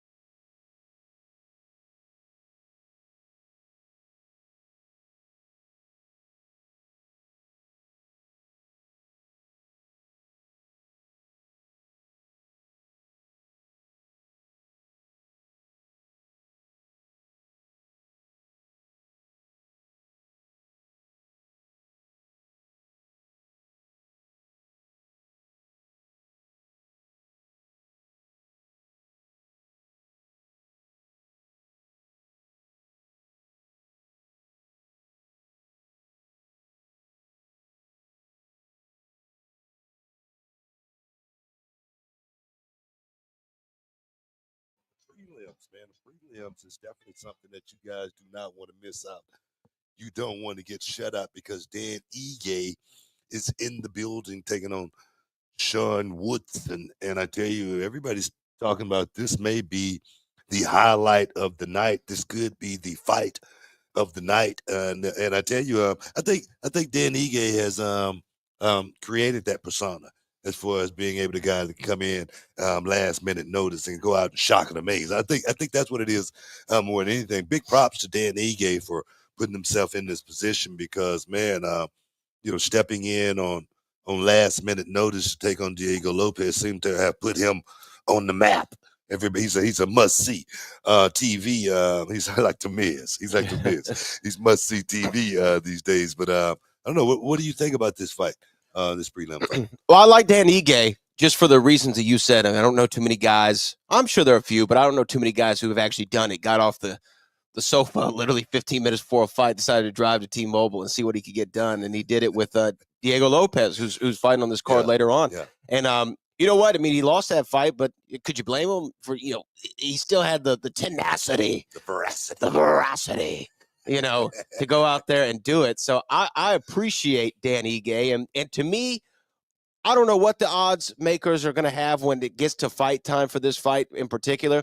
I know Ian really liked this fight as far as making some money on it, but I feel like Dan Ige, he is the sentimental favorite for me, regardless of the lines. I just want to see him go out there and do it because I just like the guy's mentality.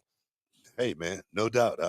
Big ups for Dan Ige going out and fight. But Woodson, I was looking at. Go ahead. No, I was just going to reiterate, and if the people out there, because this show's all about the people, if they want to chime in and they want to hear what we want to hear, what they have to say inside the Hall of Fame, 1-888-729-3776. 1-888-SAY-ESPN. The Hall of Fame is presented by Progressive Insurance, and I know we got people blowing up the lines already, and they want to step inside the Hall of Fame. But you were going to say one more thing. No, I was just going to say, Sean Woodson, let's not sleep on him because what I like about this guy, I mean, fighting in that lower tier division, he's long, he's rangy.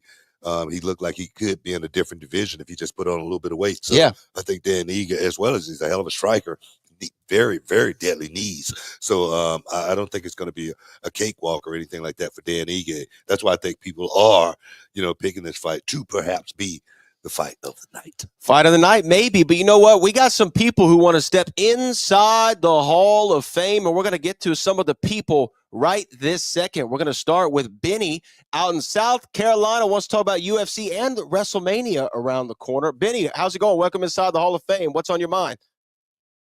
Hey, thanks for taking my call, man. Book, what's up, man? Hey, what's happening? Freaking pleasure to. Oh my goodness, man! A pleasure to even hear you say that. Real quick, don't want to be hold up the line. I think tonight we have a great card of fights. Obviously, I think my fight of the night prediction is going to be Patty and Chandler. I think it's going to go all 15. I think Patty's going to show us that he's got the chin, obviously, and I think Chandler's going to show us, why he deserves to be respected. But I'll be pulling for Patty. But my one WrestleMania question I wanted to ask you, Buck, is we have an opportunity to see a Bret Hart Austin type of double turn with Gunther and main event Uso. Kind of want to get your thoughts on that. Do you see a double turn coming there? Wow, that'd be out of left field a little bit. You know what? I didn't think about that or anticipate that or anything like that, but now since you said, I can see WWE, pulling off something like that just because, man, everything has been so unpredictable as far as the way they have been writing the show. I don't know if you agree with me on that, Brad, but I tell you, WWE as of late has been putting so much into going out there and making the fans really have that old school feel as far as, man, we don't know what's going to happen. So, yeah, I can see something like that happen. Yeah, I mean, I'd be definitely game to see some shock and surprises at WrestleMania 41. You want to talk about Bret Hart and Stone Cold Steve Austin. That match will be inducted into the Hall of Fame as a part of the Immortal Moments wing. And I actually went back and watched that match the other night, Book. Stone Cold and Bret. Whew, like one of the greatest. Yeah. I mean, I understand why they picked that first. We'll see. Jey Uso's got a lot of a fan appeal, big babyface right now for the company. I don't know if you just turn him on a dime like that, but it would be interesting. And you're talking about that Patty Pimblett, Michael Chandler fight. The one thing about Patty Pimblett, he had mercy on Tony Ferguson. You know what I mean? I think he could have got him out of there. You know what I mean? But he had mercy on him. And the thing is, I wonder if he get Michael Chandler in that same position tonight, if he's going to have mercy. Well, you know what? Like Iceman King Parsons, I don't think he's going to have any mercy, though. And mercy. And to me, Benny said something interesting, which I actually disagree with. He says it's going to go the full distance. I don't see this fight going the full distance. That's why I said 25 minutes, Patty by the way. Have mercy. It could. Yeah. Right? Well, maybe, but I highly doubt that. I'm just saying. Look, we know what? We got more people who want to chime in. We got, it looks like Ender from Toronto, the 6 in the building. Ender wants to talk about like gender. Ender like gender. Yes, he wants to talk about the UFC 314 main card. Ender, what is on your mind, my man? The legendary Booker T and the legendary Brad Gilmore. It's an honor for me to be on the air with you guys, man. I'm so excited. ESPN Radio, baby. Hell yeah, man. I'm excited for the UFC tonight. I just want to see the main event, Volkanovski and Lopez. I'm excited for that. Patricio Pitbull making his debut, that really interests me too. It's like kind of like a crossroads fight, as Dustin Poirier was mentioning. Same with the Chandler and Paddy fight. It's kind of interesting to see how they're going to play out. So it's a big change going to happen after those results of those fights. A big change after that. So another one is Bryce Mitchell and Gene Silva. We're all interested in that just for the drama. So I'm interested in that. My prediction is that Bryce Mitchell gets it done, Patricio Pitbull gets it done, Paddy Pimblett gets it done, and Alexander Volkanovski is that. And no, you're just Ender. You're just siding with Booker. That's all you're doing. You just said everyone I said. You and I are in perfect line. Ender like gender. You're my man. You set this up, didn't you? You set this up. And you and Ender go back in the day, huh? Back in the set. Well, you know what, Ender? You know what? You might very well be right, man. You might very well be right. I agree with you 100%. I think the biggest question marks really are the two main events. I really do. The co-main and the main event. I see exactly what's going to happen. Volk, I can see him doing it. But if Volk loses, I'm not surprised. Well, I'm not surprised, but I do see Volk winning that fight. I really do. I mean, I like everything about Diego Lopez, but he's young. And the question is it his time right now? Is it his time? Volkanovski is, I think, going to be willing to step up and answer that all of those questions. Just because I really feel like Volkanovski's path and the fights, the wars that he went through for so many years inside that octagon, his path has been so different than so many inside that octagon. He is the guy that's least likely to be dominant champion inside the octagon. No one saw Volkanovski taking over and, like I say, damn near cleaning out the whole division till Makhachev came along. No one saw that. That's why I say this dude still got so much left in the tank. 1 minute. And I really believe that he's going to prove it in the main event in Miami, Florida, with all the ladies looking. But he still got it, man. I really do. Yeah, well, we're gonna find out. We're gonna find out. Looking, you like left me on a cliffhanger there. With all the ladies looking. That's what they're gonna be looking. Oh, they're gonna be looking at him if he wins. Okay. Well, you know what? We're gonna get to more of your calls. If you want to call in, 1-888-729-3776. That's 1-888-SAY-ESPN. You can call in right now because coming up next, we're taking more of your calls. Guess what, guys? You're listening to Countdown to UFC 314. This is the Hall of Fame 10 seconds. On ESPN Radio. ESPN app is Sirius XM Channel 80. Tell them, Book. Oh, yeah, man. You're listening to it. Don't miss out. Don't get shut out. What's up, kiddos? Clinton Yates here.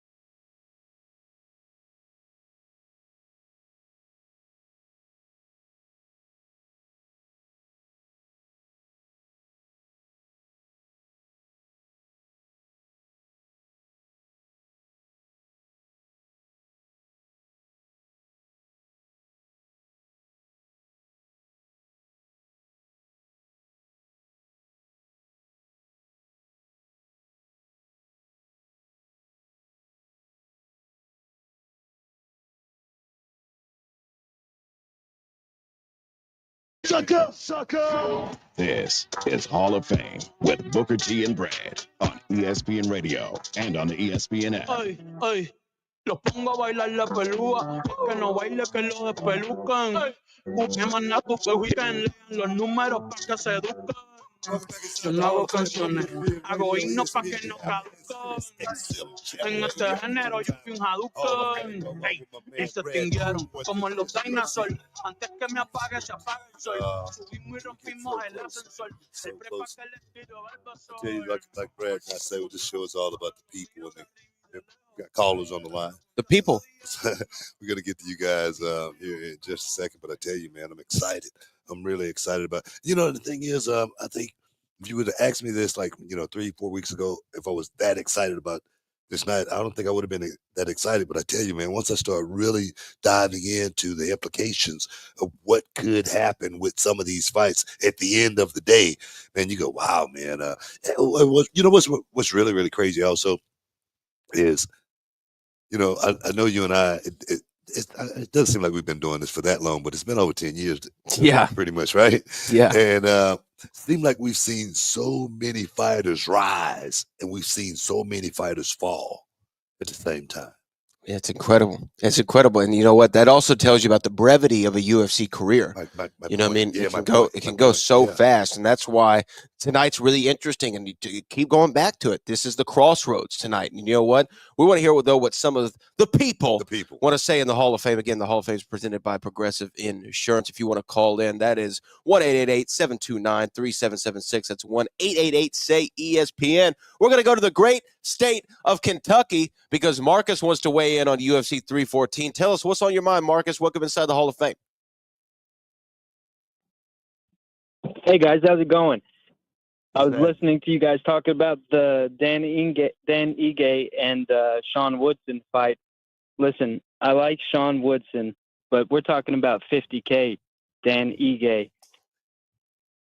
Sean Woodson's range and reach only works if he can stay at range. Dan Ige is going to close that distance, and he's going to absolutely chin Sean Woodson. That's my opinion on that fight. Another bet that I like is the Patricio Pitbull fight and Yair Rodriguez. Patricio's 5'4", and Yair is I don't know exactly how tall, but he's way taller than him, and he's gonna have to close the distance. Patricio for one takedown is -105 right now. I think in 3 rounds, one takedown, I think that's pretty easy money. Well, there you go, Marcus. Well, Marcus, we appreciate you there. And you know what? What Marcus is talking about is true. We haven't talked a lot about certain fighters closing the distance. And Dan Ige being able to go in there and put it on him, 50K Dan Ige, as he said. I hear Mighty Mouse talk about it all the time on his show and his channel, and he's talked about it here inside the Hall of Fame. It's closing the void.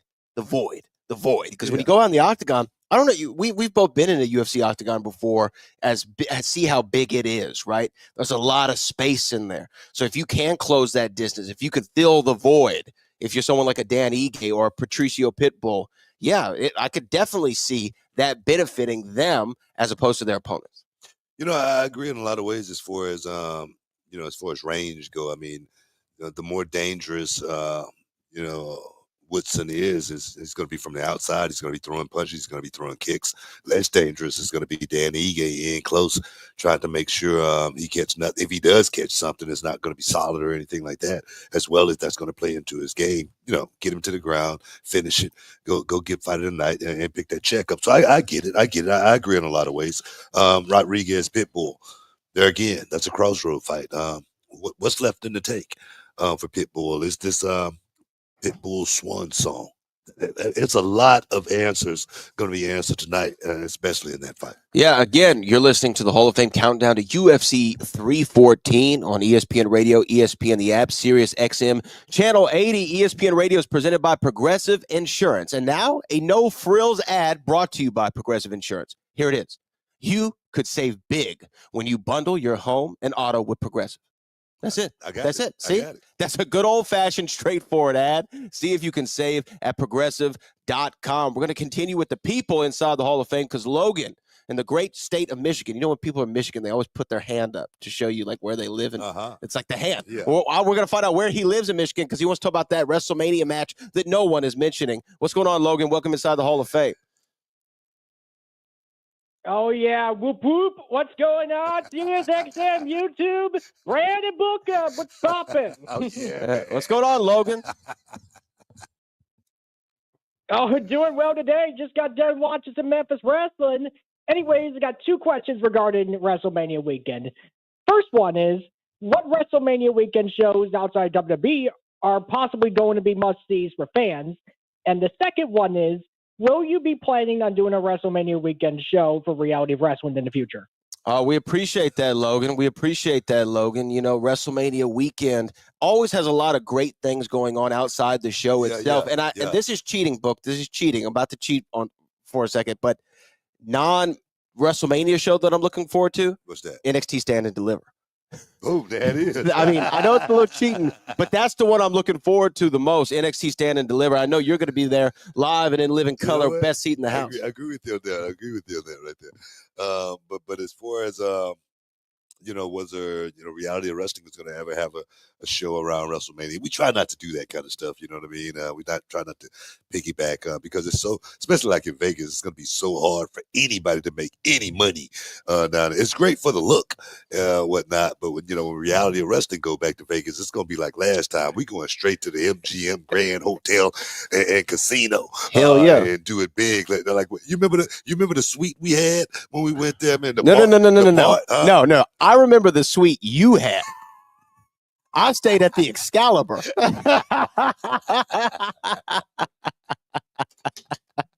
So you know what? I'm not even going to bring up those bad memories. We're talking about UFC 314. We're going to keep it with the people, though. Christian, right here in the H, Scrooston, Texas, wants to talk a little WrestleMania. And I also want to see what Christian thinks about this UFC 314 card. Christian, welcome inside the Hall of Fame. Thoughts on 314, and what do you have about WrestleMania? What you got? Well, first of all, good afternoon, Booker T. What's going on? The boat, Greg Gilmore.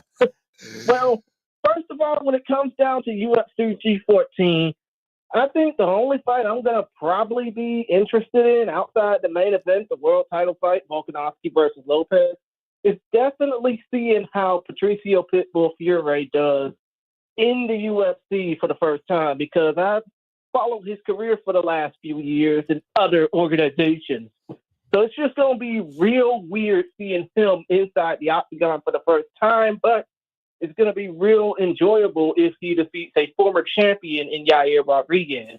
Now, as far as WrestleMania goes, two quick questions. Number one, when it comes down to night two, obviously Cena versus Cody is going to be the main focus.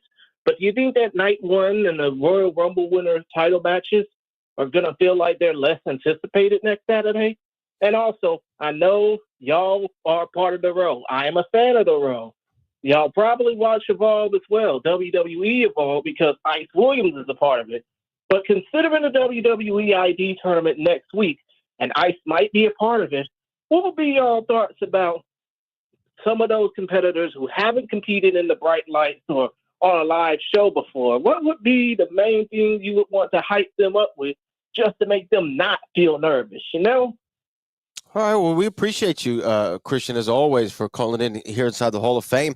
Ice Williams and WWE ID program is actually, we're going to have a match right where we're sitting right now, the Walker Texas Lawyer Arena in Texas City, Texas, between him and Cap Jones later on. It's going to play into that tournament. So we'll see. I think that, you just got to, you always say, Book, all those butterflies, you just got to make sure they line up and fly straight. I'll tell you, man, you stole it. You stole that one from me right there. That's right, because that's exactly what I was going to say, man. When you're in a situation like that, those butterflies are going to be all over the place, and but it's a moment. It's your moment. You got to get those butterflies to line up and fly straight and go out there and pretty much get the job done. Talking about that Cena, versus Cody thing, man, that's going to be so freaking huge because I know what everybody's thinking. But I tell you guys, do not overthink this thing. Trust me on this. It's going to be one of those things like Serge Nabray in the 1972 Olympics. Unexpected entry, Serge Nabray. It's going to be something like that. So, guys, You're the Hall of Fame. You're in the Hall of Fame on ESPN Radio, ESPN app, and Sirius XM Channel 80. Hi, it's Randy Scott. You're obviously a big fan. Now you can catch All right, you guys are clear.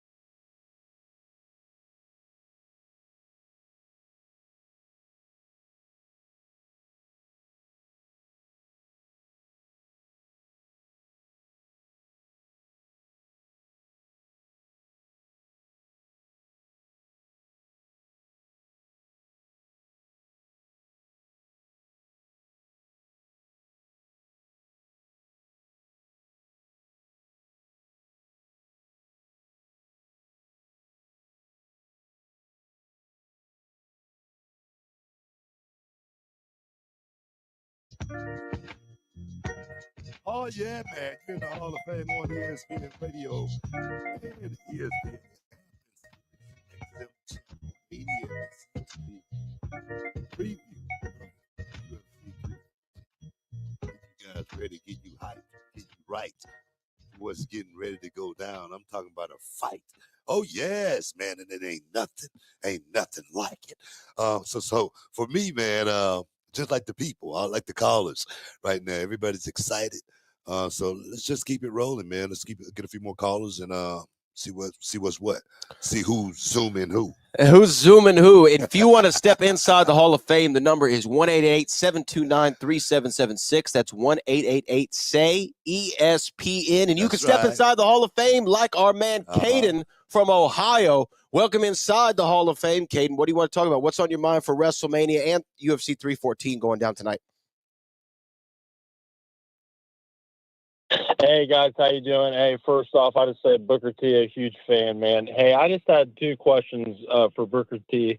I always loved the clip of you telling Triple H or Paul Levesque when you guys were sitting in the arena right before the first Elimination Chamber match in 2002. And the first question I have is like, what was it like not only experiencing the first Elimination Chamber match and the week leading up to it, but also competing in it? And then my second question is, out of all the wrestlers that you worked with throughout your career, who is one star you thought may have been mismanaged or the storyline just like wasn't right, but the talent was there? But hey, thanks again, guys. Have a good one. Appreciate it. Appreciate you, Caden. Okay, yeah, talk about the first Elimination Chamber, which is similar to a UFC Octagon in some ways, a little bit more unforgiving, that original Elimination Chamber. And then somebody who you thought had a lot of talent that you had a program with that maybe didn't get the shake. Let's talk about what he was mentioning first, as far as me and Triple H sitting in the stairs there, just watching the. And this was at MSG. Where was that? I wasn't MSG. It wasn't MSG. But Okay. I can't remember what it was. I don't have memories like that to be thinking about that kind of stuff. But I do remember. I'm in Seattle, Washington. Okay. But I do remember Triple H and I sitting out, in the stands, watching that cage go up. And I remember telling him, man, somebody's going to get effed up tonight. This is not going to be a good night, because I'm going to tell you, up close and personal to that chamber, man, it was still great everywhere, man. It was so much chain link, and it did not give at all. It was so freaking tight, man. It seemed like it was wind up as tight as it possibly could be. And I was scared to go into that chamber, first and foremost. But as far as guys that perhaps could have made it, but, just didn't take the right path, perhaps in the business. The one guy I think I go back to and I think about, he had a great look. He had a good body, his work wasn't that bad, but he just made some really, really bad mistakes in the locker room, and that would be Sean Stasiak. Yeah. He had such a great look. He was perfect for the job. But I think that little scandal where he was recording, guys' conversations, kind of like got him the heat that would never, ever go away in the locker room with the boys. But I think Sean Stasiak was a missed act that I think, what could have been. Because his dad was a champion, Yes, and exactly. a second-generation guy, a big name, Stan Stasiak, I believe it was. Stasiak, yes. Yeah, so, I could see Sean Stasiak. I always liked, there's two guys that come to my mind when they were saying that. Sean O'Hare I liked. I thought Sean O'Hare could have been something. And I did think Rene Dupree could have been something. Rene Dupree had a great look, real young. His work started to really get solid there in his run. I don't know what exactly shaked out with that. I think when he started coming to the ring with a poodle, might have had something to do with it. I know this is on another note, but Rene Dupree, I was just looking. He challenged Bob Holly to a fight. Oh, well, good luck on that one. We're talking about fights. We're talking about fights. I want to see it. I want to see somebody. Who's going to book it? Who's going to book it? We can book it right here at Reality Wrestling. We'll get the Athletic Commission to help us out. But you know what? Like, to turn the focus back, you talk about a fight, real scrap. Alexander Volkanovski versus Diego Lopez, Michael Chandler versus Patty Pimblett. Talked about those fights. We talked about Pitbull and Yair. Talked about Bryce Mitchell and Silva going down. But we haven't really talked a lot about Dominic Reyes and Krylov. Dominic Reyes is a guy in that light heavyweight division, 205. We saw him here in Houston, Texas at the Toyota Center going against John Bones Jones. And a lot of people thought in that fight, it went to the cards. People thought that Diego Lopez won that fight. But he gets that L, and now he's made somewhat of a comeback, getting 2 wins recently, tying them together, trying to get a third win tonight, 3-fight win streak potential here. Dominic Reyes, 35 years old, kickboxer, a lot of really great striking action that he can do. And then he's going up against Nikita Krylov, who is in a good win streak of his own. Krylov's beaten 3 guys that Volkan Ozdemir, Alexander Gustafsson, just recently. And so I think that a lot of people like him to go out there and win it. He is the ESPN betting odds favorite at -190. Reyes is at +160. How do you see this fight shaking out, BT? No, you just mentioned it a little while ago. 5 years removed from the fight that could have been versus John Jones. The star-making fight that could have been. He was so freaking close, and so many people actually think he should have gotten the nod. He was real close. As well as, I'm one of them. I'm serious. I'm one of those guys. But I say in a fight like this, Dominic Reyes versus a guy like Nikita Krylov. Krylov is coming off a big win over Ryan Spann, big win over Volkan Ozdemir. He's a guy. He's the favorite. He's the guy that everybody's looking to go out here and actually get it done. Dominic Reyes is going to have to, step up and pull something off that many people really, really, honestly, truly don't believe he has have left in the tank to actually get it done. When we think about the fight against Anthony Smith. Anthony Smith, I wish we could have talked to him about Yeah, this, me too. just because he could have gave me some insight as far as what kind of fighter he truly is. But I think a fight with Krylov and Reyes is a crossroad for Reyes, and that's the thing. In so many of these fights, it's a crossroad for the fighter. That's been there and done that. Dominic Reyes is a fighter that's been there and done that. This after that 5-year removal of the fight with John Jones, this seemed like a second go round for Dominic Reyes. Well, that's what I was going to ask you. Is Dominic Reyes officially back after 2 wins here in 2024? Can we say that he's back in the mix? I can only say we could say something like that if he was to get past this fight tonight. There again, this fight is the crossroad for Dominic Reyes. This is not going to be an Anthony Smith. This is a guy, 33 years old, that's going to go out there like we talked about that number right there too. 33 years old. He's in the prime of his fighting career. Dominic Reyes, 35 years old. He's a guy that's I wouldn't necessarily say he's out there in the pasture or anything like that, but damn it, he's getting real close. And one thing about this fight game, even though he's coming off 2 wins, Dominic Reyes, it's always going to be about what have you done for me lately? So Dominic Reyes is going to have to go out and pull it off, do something spectacular tonight and get a win. You're listening to the Hall of Fame on ESPN Radio, ESPN app, and Sirius XM Channel 80. We're talking about UFC 314 going down tonight from Miami, Florida, baby. Oh, yeah, Let me ask you this. Whoever wins this fight, are they automatically in the mix for that 205 title? Yeah, I mean, I would say so, just because it's not a whole lot of guys on the radar. It really isn't in the light heavyweight division. It's not a whole lot of guys that we think about that's going to be heavyweight, and below light heavy. It's a plethora of guys, but I think in the light heavyweight division, yeah, I think one of these guys step up. Well, let's hear what Dominic Reyes thinks about this fight. He had to give us his thoughts on what this fight means to him, and where he's at in his career in the UFC. Let's hear what he had to say. I'm not back, baby. I'm better. I'm out here riding the wave in Miami, man. There's a lot of emotion that goes into a fight. But I'm ready to go. I'm here for war. You know what I'm saying? Let's go. Let's go. He's there in Miami, Florida, ready to fight. He said, I'm not back. I'm better. It's easy to say that, bro. I'm serious, man. It's easy to say that, but going out there and actually getting it done, just listening to that sound right there, that sound bite.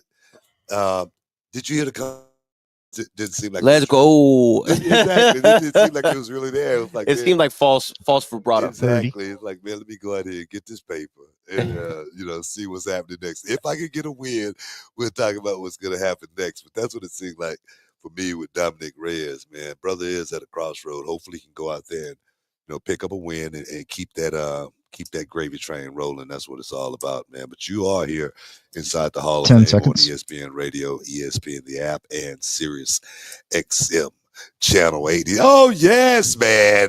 This is it. This is it, man. What's up, kiddos? Clinton Yates here. All right, guys are clear.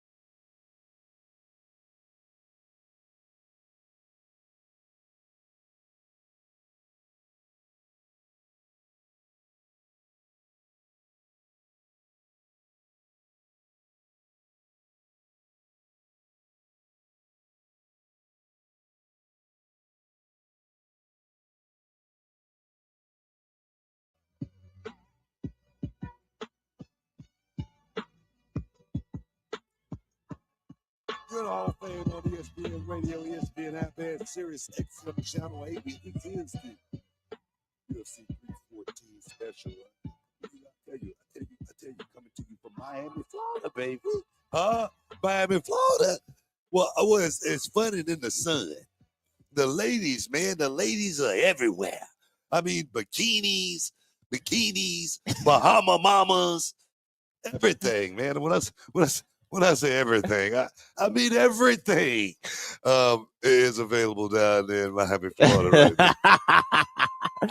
We know he was just playing some UGK, International Players Anthem. I'm sure the players are out in Miami tonight, smashed up the gray one and bought me a red. Hey, Book, look, we're talking about these main events here, though. Yeah. Main events, UFC 314 tonight. Yeah. Volk and Diego Lopez. Talking about Chandler and Paddy Dabadi. I told you earlier, we're talking about this Chandler and Lopez. We're talking about this Alexander Volkanovski and Diego Lopez fight. You heard what Ian told us earlier during our betting segment. You heard the Diamond Dustin Poirier chime in on it. We've weighed in on it. The people have weighed in on it. But what are you going to say? What? No, before you even go there, but you remember that, what's that one caller name that agreed Ender? with me? Yeah, Ender. Yeah. He agreed with me on everything. Don't act like you didn't set that up. That was a setup. I know a setup when I see one. That was a setup. But we're talking about all these fights. But I told you earlier, I was like, I've been listening to Volk a lot in the lead up to these fights, and I wasn't feeling his energy. Yeah. And this was a question that was asked to him in the UFC press conference for UFC 314 yesterday. And here's how he reacted. This is Alexander Volkanovski. This is what he said about this fight, how he sees it, and kind of where his mindset is. Now, after the 2 losses, coming back from the time away, does it kind of feel more than ever like, people, not in a negative way, but they're just really hoping you don't lose at this point? You know what I mean? Yeah, of course. You know what I mean? And it's easy. I'm always, I love being the underdog, right? I'm always like trying to find ways to, see people saying things so I could use it as fuel. And I don't need to do that, right? Like everyone has every right to think that. I'm coming off, they talk about the age thing and then coming off a big break, coming off 2 KO losses. So, everyone has every right to think that, and I'm going to change their mind this weekend. I am, a lot of people are doubting me, but like usually I'll be like, a bit spiteful about it, if that makes sense. But now I'm like going, yeah, I get why you think that, but I'm going to show you. So it's still, I still have that, something to prove, but I'm not angry about it, if that makes sense. So it's like, yeah, I've got to prove it. I'm going to prove it to myself, and I'm going to prove it to the world. I don't know. I don't like the mentality. I don't like the. He sounds already like he got beat. He sounds like he got beat already. You know what I hear, man? I hear maturity. In Volkanovski, as far as the guy that's been there and done it. Now he's trying to go back and do it again. And the thing is, one thing about this world today, with social media, everybody want to see you crash and burn. Everybody want to see you crash and burn. So you got to be able to block out all the noise when you trying to do something at this level as a Volkanovski right now, which is go out here and beat a young up-and-coming fighter like Diego Lopez. And if he's thinking about anything other than Diego Lopez right now, he's putting himself in a really, really bad position. So that's why I agree with Alexander Volkanovski's assessment of the way he's going into this fight, just because, man, relax, not thinking about anything other than the task at hand. I see maturity. That's what I see. I mean, but to me, when he's saying like, I see why people are doubting me. I understand it. I get it. I get why you doubt me. I'm older. I've lost 2 fights by knockout. I've taken a long break. It doesn't sound like a man who's talking himself into the fight. Maybe I could be completely wrong, and I'm fine with being completely wrong on this one, but it just doesn't have that same energy for me. I want to know what the people think. Y'all can always weigh in on it. You're listening to the Hall of Fame countdown to UFC 314, of course, on ESPN Radio, ESPN app, and Sirius XM Channel 80. But let's talk about that co-main again, Book. Michael Chandler versus Paddy Pimblett. Lot riding on this fight for both men. We always love to go to our experts on this show. One of our favorite has been Mighty Mouse, Demetrius Johnson, one of the GOATs of all time. He actually had some insight to both of these fights on how he can see either man coming out with the victory. I want to start with what he said about Paddy Pimblett and what Paddy's biggest key to victory is for UFC 314.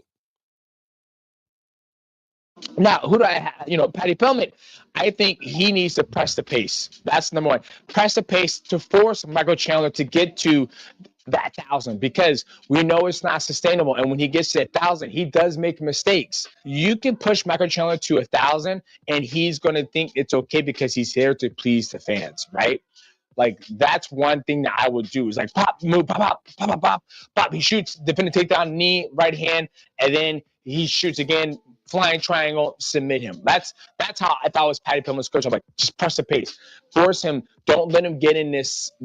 We don't want him to be regulated. If he's able to regulate his conditioning and his mind and how he goes about his fights, he's more dangerous. But if we get him to unregulate, where he hasn't been able to do that yet, we've seen, then we can find holes where we can take advantage of him. Says he needs to make sure that he can push Michael Chandler to get him up to 1,000 because when Michael Chandler starts doing that, he starts making mistakes. Yeah, I think, Michael Chandler out of his comfort zone more than anything. One thing about Michael Chandler, he's used to working under, controlled chaos. He's used to working at a pace where it's just, wild, wild west. As far as, if he's able to go out and, do what he wants to do, he has a really, really good chance at winning this fight. And that's Michael Chandler moving forward. I think if Patty Pimblett move Michael Chandler back, he's definitely going to be out of his comfort zone. And this could be an easy night. This could be a really, really easy night for Patty Pimblett. Well, let's actually then hear what Demetrius Mighty Mouse Johnson said the keys to victory were for Michael Chandler in this fight against Patty Pimblett. I think he had some really interesting points here.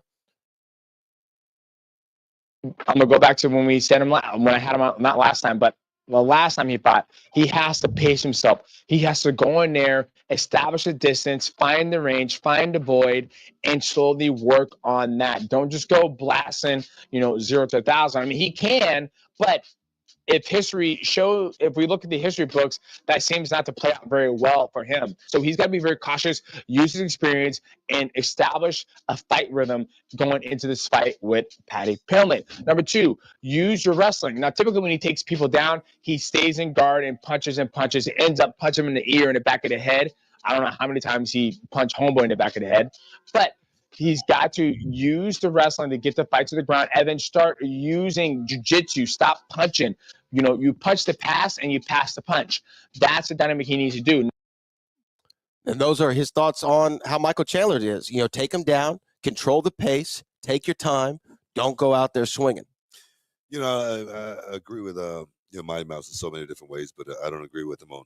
I agree with the concept and the analogy of what Michael Chandler should do. I just don't think he's going to be able to do it more than anything. I don't think he's going to be able to, force the takedown on Patty Pimblett. I think if he forced the takedown on Patty Pimblett, he's going to put himself in a worse position than he possibly could have, been in from a stand-up perspective. And the fight could be over, like I say, really, really quickly if he was to do something like that. Yeah, I do worry. That's my biggest thing for Michael Chandler. Although I like him in this fight against Patty Pimblett, I think that he's probably the biggest competition Patty's going to fight up to this point. I like Patty's chances only from that perspective of Michael Chandler getting in there, having a nice little exchange real quick. The fans start coming up for it. They start saying body to body and doing those European chants that they do out there. What? You know what I'm saying? Body to body. You know what they do. Oh, Patty Pimblett. They're going to do all that stuff. Yeah, that. You know what I'm saying? You know what I'm saying? You know what I'm saying? The first part I didn't understand, but I get that. Yeah. They're going to start doing all that Patty Pimblett talking, and then he's going to get in his head. He's going to feel the crowd engaged, and then he's going to go to 1,000. Like Mighty Mouse was saying, he needs to take a breath, stay into his game plan, and not allow this to get it. But at 38 years old, can you teach an old dog new tricks? No, Michael Chandler, he's going to come out, he's going to get hit, he's going to turn into that same guy that we've seen before. It's all going to be chaos. It's going to be throwing big punches, trying to land big shots. And I think one thing about Michael Chandler, more than anything, man, this guy, he's willing to go out on his shield. That's the most dangerous fact that Patty Pimblett is going to have to deal with tonight. It's a great point. More than anything, that Michael Chandler is willing to go out on his shield inside the octagon, just like the Hall of Fame. What that dude is all about. The people. Oh, yes, man. Hey, man, this is Hall of Fame on ESPN Radio, ESPN app, and Sirius XM Channel 80.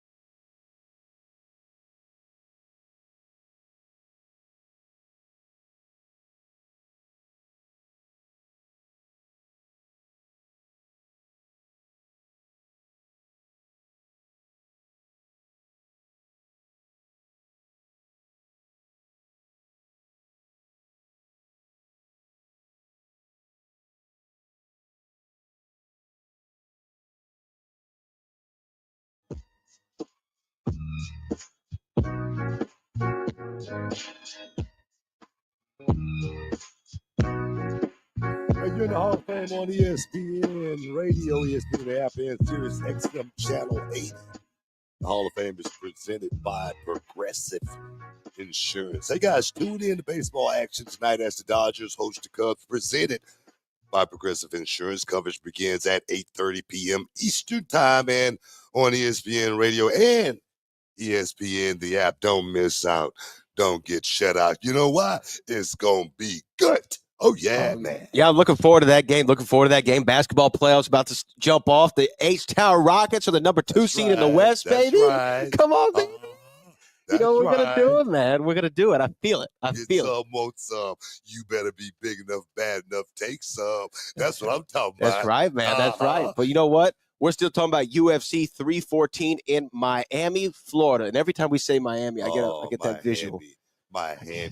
The ladies, I love them. I know it's good. The rhymes are right. You wish you would. Yeah. Come on, man. Talk, preach. It's not Sunday, but I feel like you're preaching to me right now. We're gonna wrap things up today talking about those last second picks for UFC 314. Again, man, I mean, we've talked about all the fights here tonight. BT, what do you want? Let's start at the bottom, I guess, for the main card. Going against Nikita Krylov, Dominic Reyes. What is your final prediction? You know, I think it's going to be a good fight. I really feel like Dominic Reyes, if he is to win this fight, it's going to be the fight of his life. It definitely will be the fight that saves his career. But I'm going to go with the odds makers, Nikita Krylov, to win this fight. And I don't know how big he's going to win it. It's only a 3-rounder. But I'm going to pick Nikita Krylov. You know, I like Nikita Krylov. I really do. I just, this time with these bets, I'm not looking too much into the odds.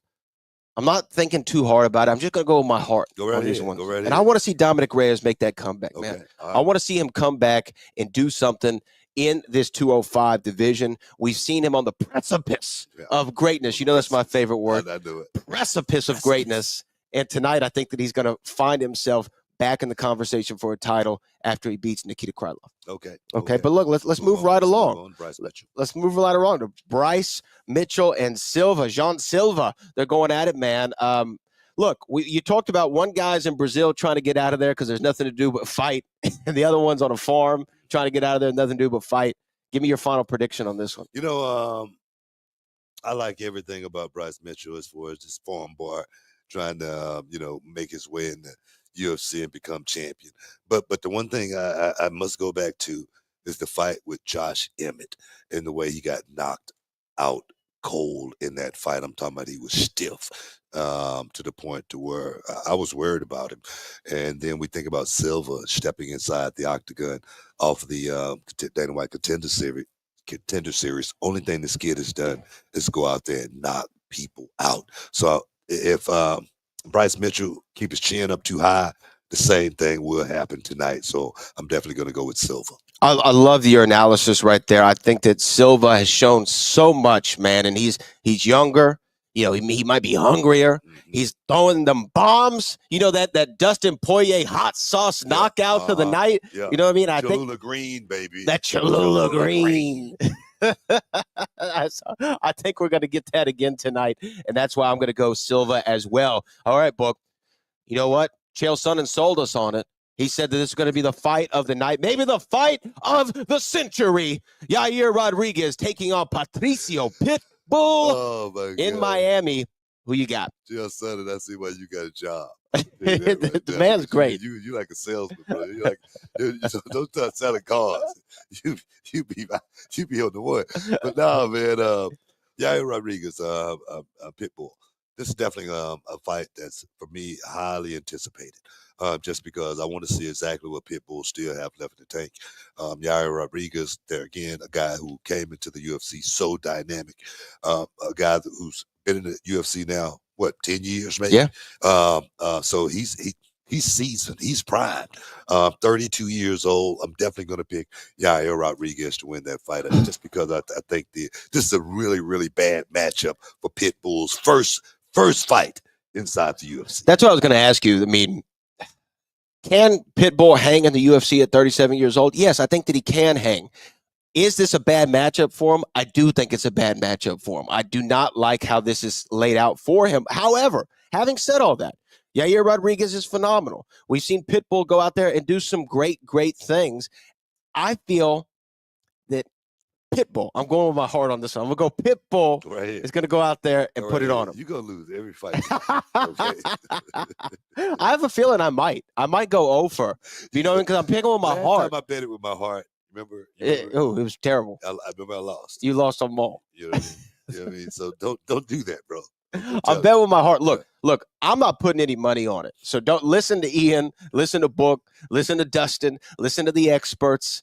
I'm just telling you what my heart, I'm going my gut on this one. I'm going my gut on this one. All right, co-main event of the evening, Michael Chandler, Patty Pimblett. We talked a lot about this one, BT. I think you have body. That's who you have for this one. No, you know what? Like I said, I like Michael Chandler. He's a guy that's going to, he's going to bring a storm, man. It's going to be chaos. It's going to be chaotic. One thing about that dude is he's always going to bring the fans in a very, very exciting fight. Can Michael Chandler win this fight? Of course he can. I really believe Michael Chandler can win this fight. He's going to have to be in the right place at the right time to land the right punch to actually get that done.